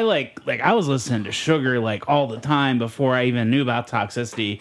And then Toxicity drops, and they're like mainstream almost. Oh, yeah. And it was just very cool. Like, I was in 6th grade. I'm like, oh, a band I like is on the radio now. Yeah. Well, and I felt like when Mesmerize and Hypnotize came out a few years later, those were just massive. Like, people were like waiting on those. Like, it was just a huge summer, like when they came back around. And that was like one of the bands I felt like in new metal that really stuck until they were just kind of like, we're done, I don't listen enough new metal to make this claim, but I think Toxicity is probably the most like wall-to-wall banger new metal album if we're putting it in there. Fantastic album, for sure. Number 2, Slipknot. They definitely deserve a top 5 or top 10 for sure. I think when you're in like top 5, it's very subjective. Like everyone's gonna put their favorites, but Slipknot's, like I said, is one of those bands I couldn't listen to for the longest time. I wasn't allowed, and then when I was like 16, 17, had my own job, made my own money, I went out and bought the albums at Best Buy, and yeah, they bangers. Yeah, and I feel like Slipknot to me is always going to be. We talked about those anime music videos before, right? And that was always like what I thought of, because the song "Wait and Bleed" would be in like the background of all these ones. People would pull tracks from like Evangelion, or they would pull it from Samurai X. Yeah, or even Dragon Ball Z, or everything. Like they just all had like Slipknot, and they're like, look at how hard this is with these guys who are like fighting in their Gundams or whatever. And it's like, it works for sure. Plus, they had the appearance, the band appearance with all the masks and everything. Did the lead singer do like a solo thing, and didn't he have like a hit pretty similar to like what was that? Stone Sour. Yeah, who maybe is? It's the same singer. It's frontman Corey Taylor, frontman of Stone Sour and Slipknot. I can tell by that black and white like close up picture that was the song, right? Yeah. So this is Stone Sour Bother, which was also a humongous hit on the radio. Yeah, almost as big as Slipknot, kind of like more like more grungy influence than Slipknot. But yeah, Stone Sour had heavy songs and like light songs, like Bother, Through the Glass, and whatnot. Through the Glass was the one I was thinking Looking of. at you through the glass. Yeah, but this was the one I think a lot of people will remember. Go for it.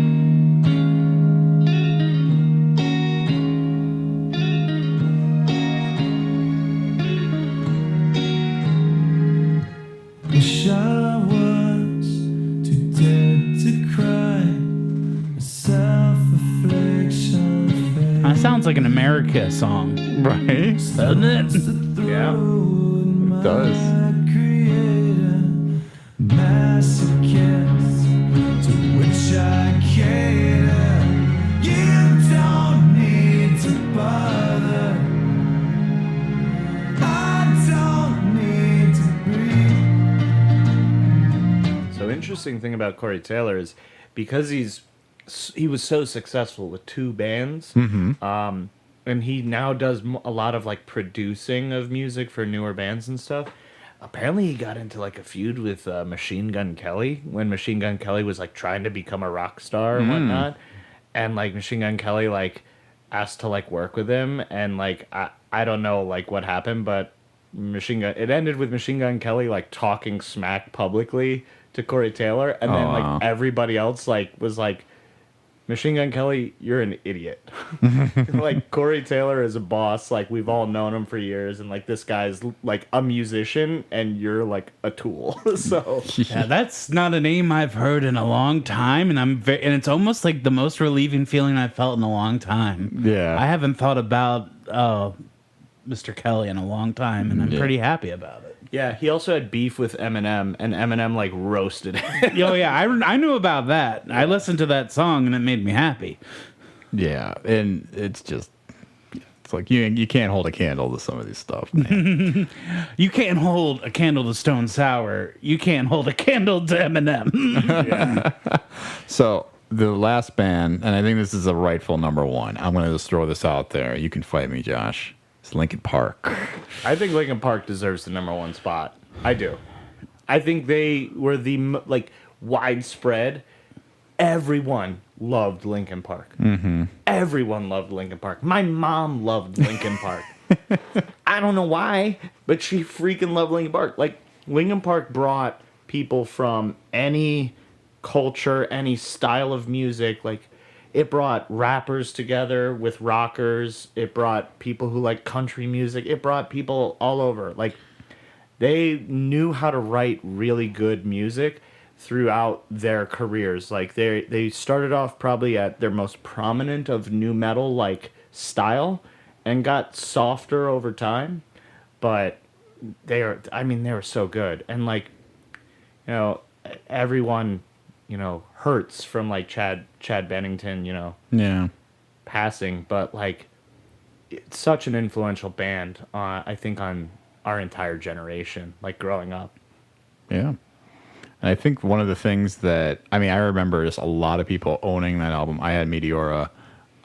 It was huge. I also remember the mashup they did with the Jay-Z Yeah. album, and that ripped. And that was like what I thought of, like, wow, this is really what new metal could be. Is like, well, because they always have the rap in the songs too, but Yeah. Mike Shinoda. yeah. Yeah, I always see Linkin Park as definitely one of the tops in this genre, but it's also kind of like the beginning of the end, I feel like.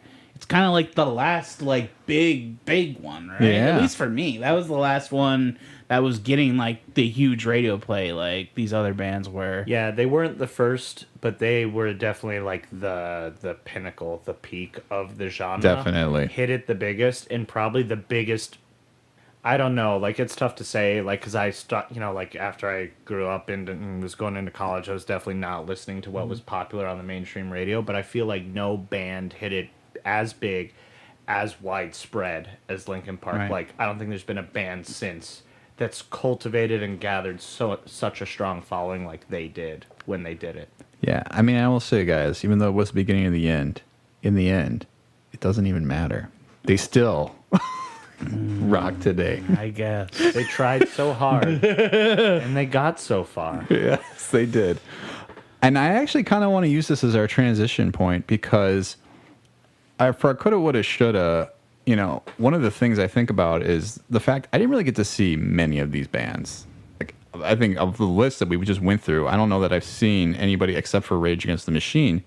And I think Linkin Park would have been one of my big shows that I would have loved to have seen if I had an opportunity to do it. But again, fighting against mom and dad who was going to buy you the ticket or let you go, you know? Yeah, I'm with you on that, Tom. I never got to see Linkin Park live. Tickets were always super expensive whenever they were playing, and like they would sell out like crazy, so I never got to see them live. That would definitely be a coulda, woulda, shoulda for me as well. Yeah, I would have had two in here. One is cheesy. I'd still see Limp Bizkit unless like what Fred Durst comes out and says something really awful or whatever. But like they were at Lollapalooza like 2 years ago. I would have seen that just because like the nostalgia. I know I would know every song and like I think I've swung around Limp Bizkit. They're not a band I'm going to play, but it kind of was this band's the shit. They're cool. Then it was like this band is lame and corny. But now I'm kind of lame and corny, so it like works out. Like I don't care. Like I'll throw on 100%, whatever I yeah. want. I never got to see Limp Bizkit either, now that I think about it, and I definitely would have loved to. And I'm not going to lie, if Limp Bizkit comes to Milwaukee in the next, like, year or two, I'm going. I don't care. I'm going. Like, even if Fred Durst is crazy out of his mind, I got to go just to see it and witness it, right? Yeah, I'm with you on that. Yeah. But I did get to see System of a Down at Riot Fest, which was very cool. It got interrupted like 4 times because people were getting like brutalized in the mosh pit. They literally had to stop the concert multiple times, but it was a good concert. Other than that, That would have been another band I would have really liked to seen, and that's another coulda, woulda, shoulda I'll throw out there. Is I wish they would make some more music because I feel like System of a Down, it's kind of like in a similar way with like Rage Against the Machine, you know, and that they kind of are similar in tone and like how they make their music. I'm like, feels like the time is kind of now for like if they're ever going to make a resurgence. But it sounds like the lead singer, I know his name is escaping me, but he's kind of out. Serge Serge Tankian. and his lyrics, well, not just his lyrics, but his vocalization is probably the best in the biz, just of what he can do. He kind of has like this sing-song melodic voice, but then he can scream with the rest of them, it feels like. I just love the way he sings and the way he approaches lyrics in general, like almost playfully. Yeah, for sure. And it's just it's classic from, I mean, all around. But what about other coulda, woulda, shouldas that you guys would have? Or is there, you know, even like if we want to go back to the list, was there any band that really didn't make it on there that we would add? Just to talk about, I There's guess. a few bands, but I mean, I could go on for a while about that. Yeah. But I guess, yeah, is there any other band, though, that maybe we would even see, like, if they could make a new album or had a chance to? Because, I mean, Linkin Park, obviously, I think is a pretty obvious one of, you know, which they can't do any longer. Yeah, I think I just keep moving more towards into alternative, the bands that are popping in my head that are like cheesy bands, but I would love to see like Bush or like Fuel's definitely alternative, right? Mm-hmm. Yeah. Yeah, So I'm I think- running out of metal then. Yeah, I mean, but Fuel was really popular at the same point in time, you know? Another band, what was it? Goodness, they had that song Fly from the Inside and 45. Staring down the barrel of 45. Shinedown. Shinedown. Probably more alternative as well, but popular back then. Another band like Filter. Filter transcends a lot of different, like, probably like genres of rock, but they were popular in the new metal era. And I'd say, like, I saw them a few years ago at Summerfest, and they were fantastic. I bet. Like, really good. I was, like, impressed. Filter is kind of a tough one because it's like, as much as you could probably call them new metal, it does almost feel like they edge on like the alternative, the grunge, because it's almost like I would almost put them more synonymous with somebody like Alice in Chains or like Faith No More, you know, and like as much as I would put them right next to, yeah. But it's also weird because they have the song Take a Picture, which is, like, much softer and lighter. That's what I was saying about Incubus, you guys.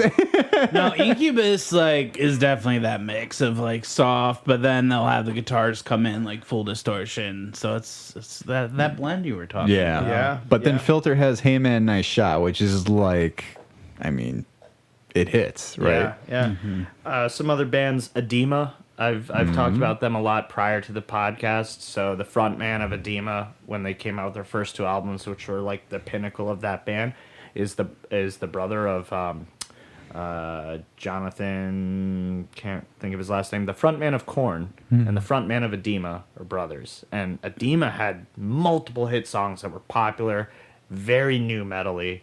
I would have put them on the top 25 list because they had like multiple hits. And like, it's a band that kind of like once they faded, they never recovered, and like they had issues with like falling out between the band members and stuff. So they kind of like went into obscurity, but their first two albums were like cover to cover great, and like multiple singles and hits. They had a song that was featured in like Mortal Kombat Deadly Alliance or something like that, the video game. Nice. What about, and I think they're more metal, but I would argue some of their songs sound pretty new metal to me, would be Tool. Ooh, so Tool is interesting. Yeah, Tool's a phenomenal band. I think the reason they don't get classified into new metal, even though they do kind of sound that way with their riffs, they're considered like progressive metal. I get that And with they're their like albums. the literal, like the pinnacle of progressive metal. Yeah, But I think a Schism yeah. sounds like a new metal song. Yeah. Yeah, no, I think for sure, because it's like they were rising to prominence in the era of new metal being popular, but they're kind of always on the sideline. Like the cool, edgy rockers listen to Tool. And you know? concept albums is a Yeah, thing, right? concept albums. Yeah, no, Tool's great mention. What else? Taproot. Taproot's a band that like never really like hit mainstream, like where everyone was talking about them. Yeah. But they had a lot of bangers.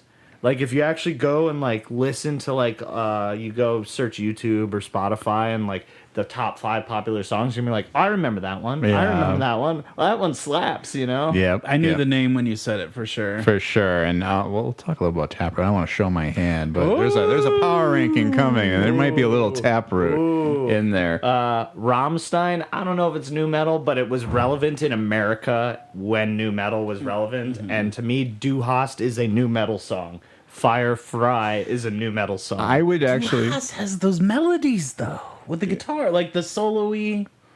I don't think there's a solo in Du Hast. But I guess the melodic guitars. It's like the guy playing on the phone with the dial in. I might be thinking of a Yeah, different song. that's then. that's the keyboards.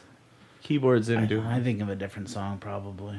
I mean, but I would almost think like Rammstein is head- kind of surprising they're not on the Yeah, list. they're like headbanging riffs. Like new metal is like like headbanging riffs to me. But like, I mean, it's also Rammstein, so it's like all in German, like, and it's a completely different culture that surrounds them. They're still making music and they're still sounding like Rammstein. They're kind of their own thing. Right. The other one I was gonna say was Rob Zombie.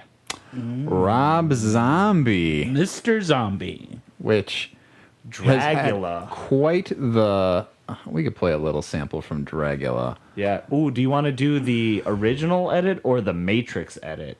Both are great. But both are different. You know what I'm talking about? Oh, maybe we'll have to do the Matrix. Do the Matrix edit, yeah. Because I feel like that's one that, The Matrix edit's probably more new metal-y.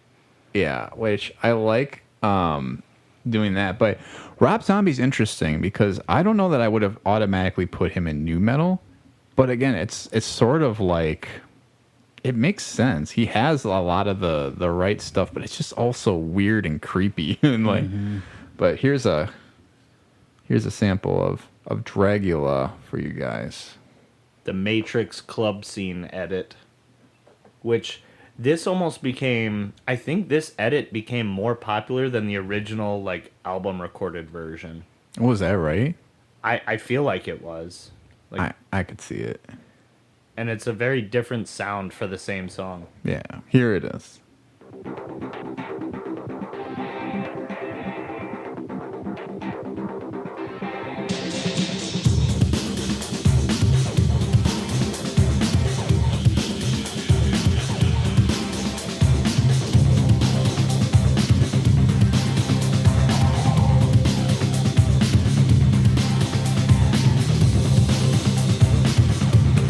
I remember this version. For sure.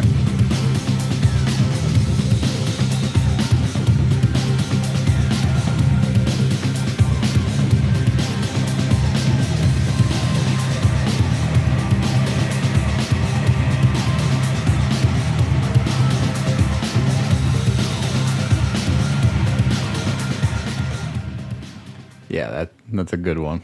That's definitely good. But not my Rob Zombie choice. No. No, You I love Living Dead Girl. Yeah. Oh, there you go. I think Good one though. That is, yeah. You know, just because I feel like I love Dragula, but I've heard it so many times. I listened to the Stephen King podcast, and they're sponsored by Fangoria, so all their ads are just like "Burn to the witches," and burn, like every time. Like so, Yeah. once a week So it I gets hear played little out. song clips, but like Living Dead Girl has got like this great like it's this riff that's not going hard, but it's like taking its time and just like a headbanging riff, and then the chorus is like I catchy. agree with you. It's a slower tempo, but the riff takes its time, but it's groovy, I feel That's what it is, and I Yeah. love when a metal song grooves. And see, that's the thing. I think of like White Zombie too, and I almost would categorize them more as almost like just straight heavy metal, you know. And like I think of like More Human Than Human, and like what like a big riffs are in the song. And I guess that's why I've always kind of put Rob Zombie more on the outside of new metal. But It's also based on who he tours with, kind of, because when you're seeing Rob Zombie on the bill, it's not with Seven Dust and Shine Down, it's with Ozzy and, you know, these other metal bands. That's true. Like, I know that might not make a difference, but like just for me, like when I don't equate them with the other bands because of the tours he goes on with these other bands. right, he does feel like almost a step removed though from like somebody like a Megadeth. Of like he almost kind of has like that last has, leg of hair metal. More pop influence in him, Yeah, I feel like. for sure. Would love to go to a Rob Zombie concert. I wouldn't work hard to go to it, but I hear they're really like they're one of the best concerts to go to because he puts in the production and like it's a whole thing. I mean, you see it in his movies, Oh, yeah. right? Which I think is a good kind of segue back to a coulda, woulda, shoulda. Is like, I'd love to see him do like even like soundtracks for a movie, kind of like John Carpenter does now, where he's very much just a soundtrack guy now instead of being the director. Because I think Zombie has something. I don't think I've ever seen his best product. I know a lot of people have a lot of love for Halloween 2. But that's not the one I'm gonna give you. Devil's Rejects. I think you should check out Lords of Salem. I think it's the A24 movie before A24 movies. It's not like crazy good, but you got to check it out. Sure. But I agree. I think he has something really interesting when it comes to films. I just think the problem is he shouldn't be allowed to write his movies. Yeah. Because his dialogue is butt rock. It's just like George Lucas, right? Worse, I would say. Like, at least like George Lucas plays into like story archetypes of how people talk. Like Rob Zombie just says shit. I'm like, you're trying to be Gonzo and you're not. But I would love him to get a script and do the music and direct, or just like be like DP on it or something. Right. Yeah, for sure. And that way I would love to see some, just more art out of him that is a little different. Any other coulda, woulda, shouldas you guys would add? I have one. This is gonna be a very obscure take, but like very new metal take. Mushroom Head making it bigger, as opposed to being the band that lived in the shadows of Slipknot. And that's true. They did, really. Because everyone thought that Mushroom Head was just trying to copy Slipknot, when in actuality, I think they came out around the same time or maybe before Slipknot, but they were so underground. I think they're from like Cleveland. Because they did, like, everyone said they were copying them because they wore the masks and the costumes and had that same, like, gothic horror movie. Like, we wear animal head masks and things like that. And, like, their music videos are, like, insane, like, creepy horror movie kind of stuff. But their music was never quite as heavy as Slipknot from a, like, metal heaviness. They were more into, like, groove, but they were so, like, kind of just underground that, like, they never took hold. But they're great, and they have, like, multiple good albums that, like, you can really jam. I feel like they kind of are, like, between Slipknot and Rob Zombie, which is why I started thinking about it. Because they have a lot of, like, Rob Zombie style groove to their music. If you could recommend one Mushroom Head album, what would it be? It would be the album, I think it's called 13, like Roman numeral 13. That would be the one I would recommend. It also features a cover of the Seal song Crazy. Ooh. That's a shout out to Dan Pappas, who considers that song hold music. Or elevator music, essentially. Yeah, this is more of a shot across the bow to Dan. Yeah. Listen to the Mushroom Head cover of Seal's Crazy. It slaps. We'll have to look it up. So I think that gets us to the end here, guys, where we could finally get into our power rankings before we wrap this up. Because I think this week what I wanted to know, we talked a lot about the bands. Who are your top 3 that you would pick? And if you have a song selection that you like to share with that, we can maybe hear a sample of what you consider their best and brightest. Josh, would you want to kick us off for that? Top 3 new metal bands. Yeah. Linkin Park, Deftones, POD. Excellent. And you want songs? I mean, we know a lot of Linkin Park songs, but, like, you know, to buck the stereotype, I'm going to go Points of Authority, potentially the Reanimation remix version of it, which might go harder than the original one. Okay. You know which one I'm talking about? I'm going From to the try and Reanimation find... album? Was that the album where they had like the Gundam looking It had the things on Gundam, it? like the Zaku looking Gundam on it. Yeah, it was like the remix of all of like their songs from the first 2 albums. It's called Reanimation. But it's, yeah, and there was like a music video that was like a fully CGI'd like alien mecha battle for the music video. All right. Well, let's see if we can pull up a sample of the song with the Reanimation remix. But both the original and the Reanimation one. The original's on Hybrid Theory. I think it's song number 3 or 4. Okay. Well, here's the remix.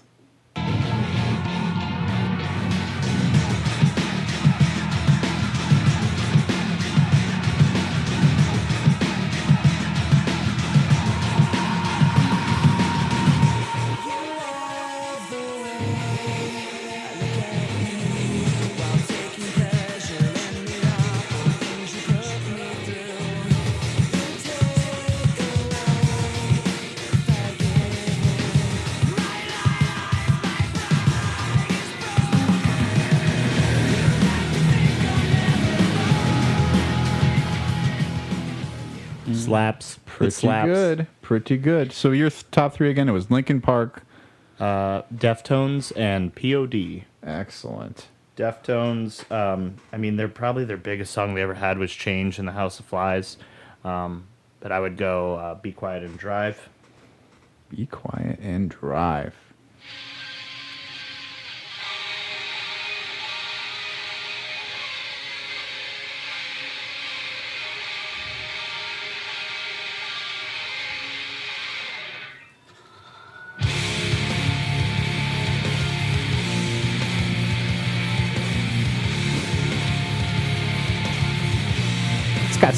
got some flavor.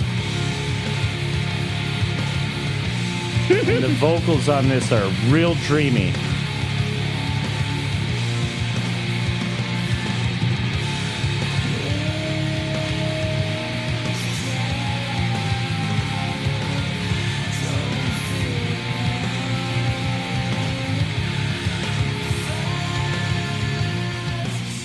You just hear the youth anguish.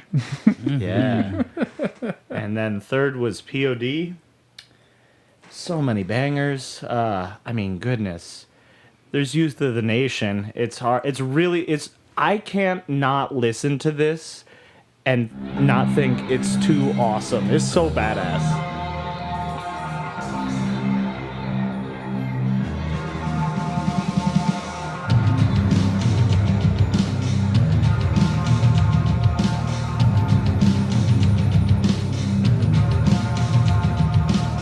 Last day of the rest of my life. I wish I would've known 'cause I didn't kiss my mama goodbye. I didn't tell her that I loved her, how much I cared. Obey my promise for all the talks and all the wisdom he shared. Unaware, I just did what I always do. Every day the same routine before I skate off to school. But who knew that this day wasn't like the rest? Instead of taking the test, I took two to the chest. Call me blind, but I didn't see it coming. And everybody was running, but I couldn't hear nothing except. I know we didn't get to the chorus. I'm sorry. That's okay. But that's like that song, no matter how many times I've heard it, hundreds, thousands throughout my life, it's like I can't skip that song. I have to listen to it because the music in it, like the guitar line, the bass, the drums, all just like kick so hard in that song. I always get hooked in. It's good. It's good. Good picks. Fred, where are you at? So I'm trying to think whether I should do like the top 3 of the time or like what I would put in top 3 now.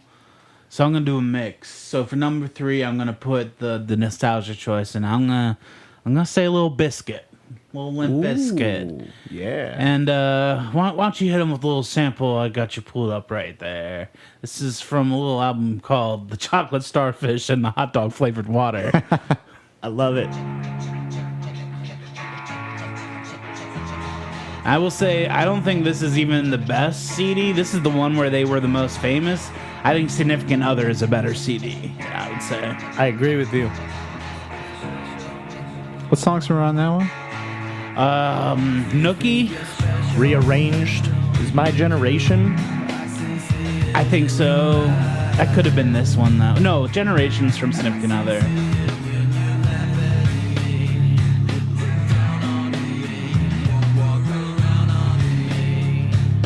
Break Stuff is on Significant Break Other. Stuff. What's the mic check? Man. With Method Man. What you want down? Sitting in the Yeah, lost, I'm not- stranded in the land of the lost. Yeah, I can't think of the name of it. I was gonna say like Rollin' is What's on. that? I didn't hear you. Shut the fuck up. Come on, a little louder. You like they Limp Bizkit did so many collabs with rappers, right? Because like they had that one with Method Man, then Rollin' they did with DMX, the Airwave remix with DMX.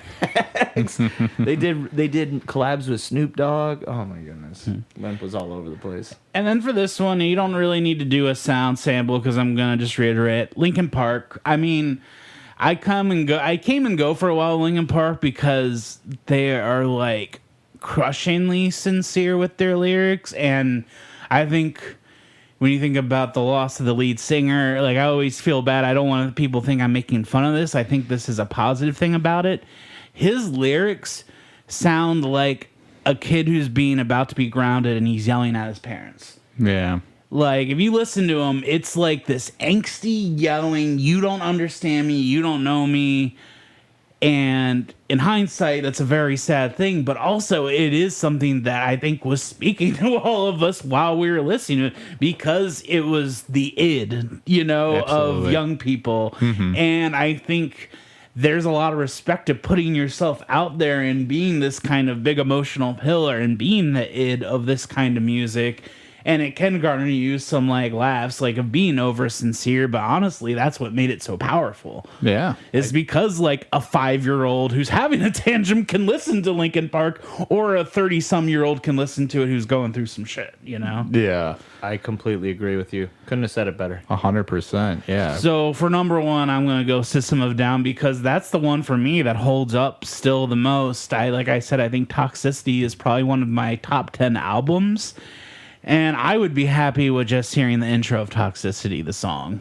Well, I think we can definitely do that. Get a little sample in here. Because it was such a big moment, I think. You're absolutely right. Toxicity of our podcast,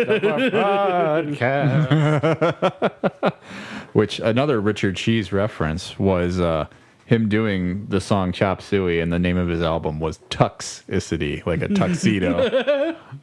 Here is Toxicity by System of a Down.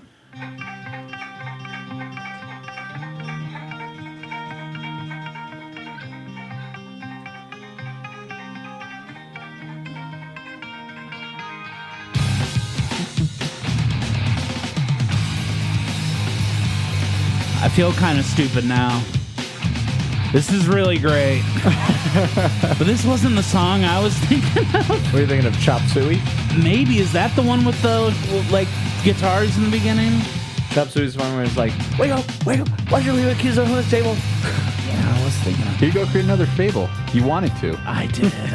You know what it was? Because I just think of the beginning of Chop Suey as that ding, ding, ding, ding, ding, ding, with, like, the acoustic guitars on. Yeah. But Toxicity is also a great song. Yeah. I get it all confused because it's the album you might be and the thinking song. of Aerials. No, I'm thinking of Chop Suey. I know I am. No, that's an excellent pick.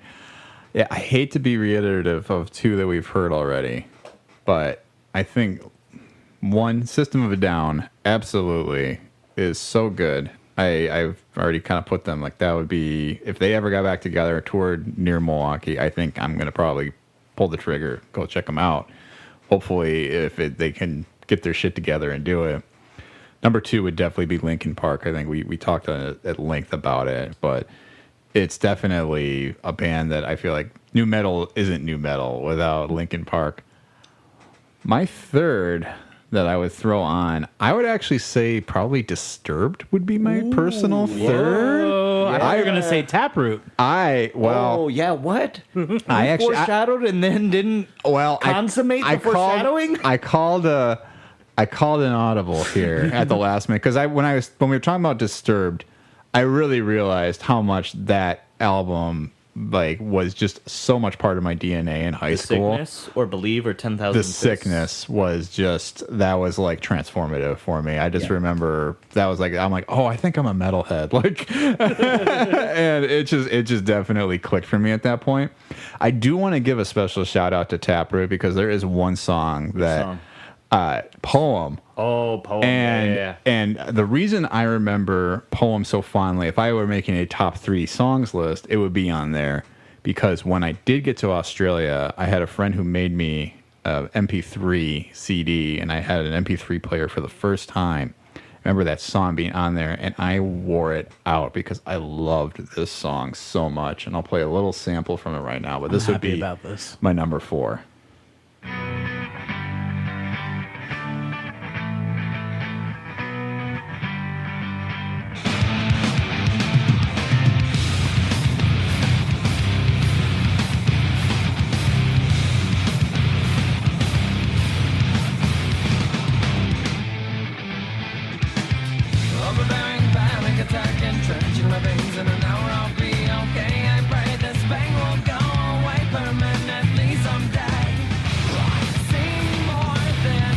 I feel like these lyrics were written by Tony Soprano.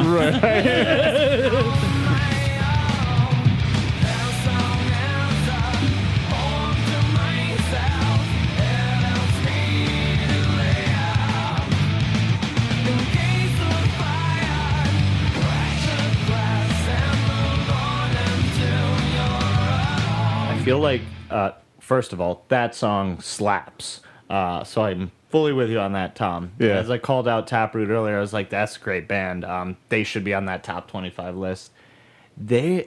Listening to it now, Taproot is very, very adjacent to Stained. Yeah. In their sound and their style. The harmonics, right? The harmonics of yes, and like just both in like their guitar riffs and the way they tune their guitars and their vocals, like it's very, very similar in a good way because I like both of them. Yeah, It's a great song, and I think you're right. They really do share a lot of similar like sound, a lot of DNA.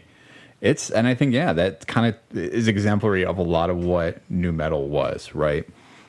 You kind of got a lot of similar sounds, but everybody had their own special spin on it, which I think is fun. Like if you listen back on this episode, and everybody listening along, you can hear how different every one of these bands were. It's like listening to kind of like classic rock, where you go from like your Pink Floyd, it's a little more like psychedelic, to your Led Zeppelin, which is a little more blues, and just almost kind of like the first like godfathers of rock or metal. Like they kind of push the envelope. But that's another podcast, which gets us to the end of this episode, gentlemen. Josh, thank you so much for joining us this week. But before you go, is there anything you would like to plug? well, thank you for having me, gentlemen. As far as things to plug, in September I'll have a couple improv shows at the Interchange Theater, and then in October I will be featured in a Halloween murder mystery improv show at Comedy Sports as part of the Schmitz and Giggles annual Halloween murder mystery whodunit show. So that's what I got coming up to plug. But yeah, again, thank you so much for having me. It's always a pleasure chatting with you gents. Yeah, we like Cheers. having you back. We'll definitely have to finish the trilogy very soon. Fred, how about you? Anything you'd like to plug this time? No, nothing at the moment. I'll just say, check out Interchange and check out our podcast. But I'm sure you're going to let them know all about the podcast. Going to try here. You know us. We're at stateofthefranchisepodcast@gmail.com. You can leave us a one-time donation at buymeacoffee.com/SOTF.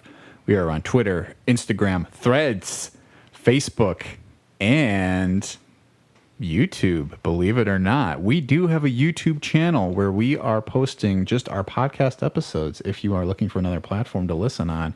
And maybe one day we will do more. You'll have to stay tuned for that. But what you'll have to stay tuned for now, Fred, I don't know that we have decided on a topic for next week. I'll let you call it. Oh, shit. Damn. We floated an idea. I thought, are we going to get freaky? Let's get freaky. I think with recent events and the death of William Friedkin, we're going to talk William Friedkin. That's right. We're going to talk about the works of William Friedkin. So get your Exorcist out. Get your French Connection. A little movie called what was the one in the jungle? Oh, Sorcerer? Yeah. Yeah, we both got to watch Sorcerer, and I think you should watch Cruisin'. I would love to pick that up before we get there. So we'll be talking about that. And thanks again for listening. We'll see you then. Peace. Cares, 'cause all I wanna do is charge my phone and drive listening to you. And what they talk to you about will always be up to you. Well, we'll have some more conversations about butt rock as we go forward. Tom worked hard on this outline. You want to talk about butt rock? There's a place for butt rock in the conversation about music. Let's just leave it at that. I think we just touched that place. We touched that butt rock.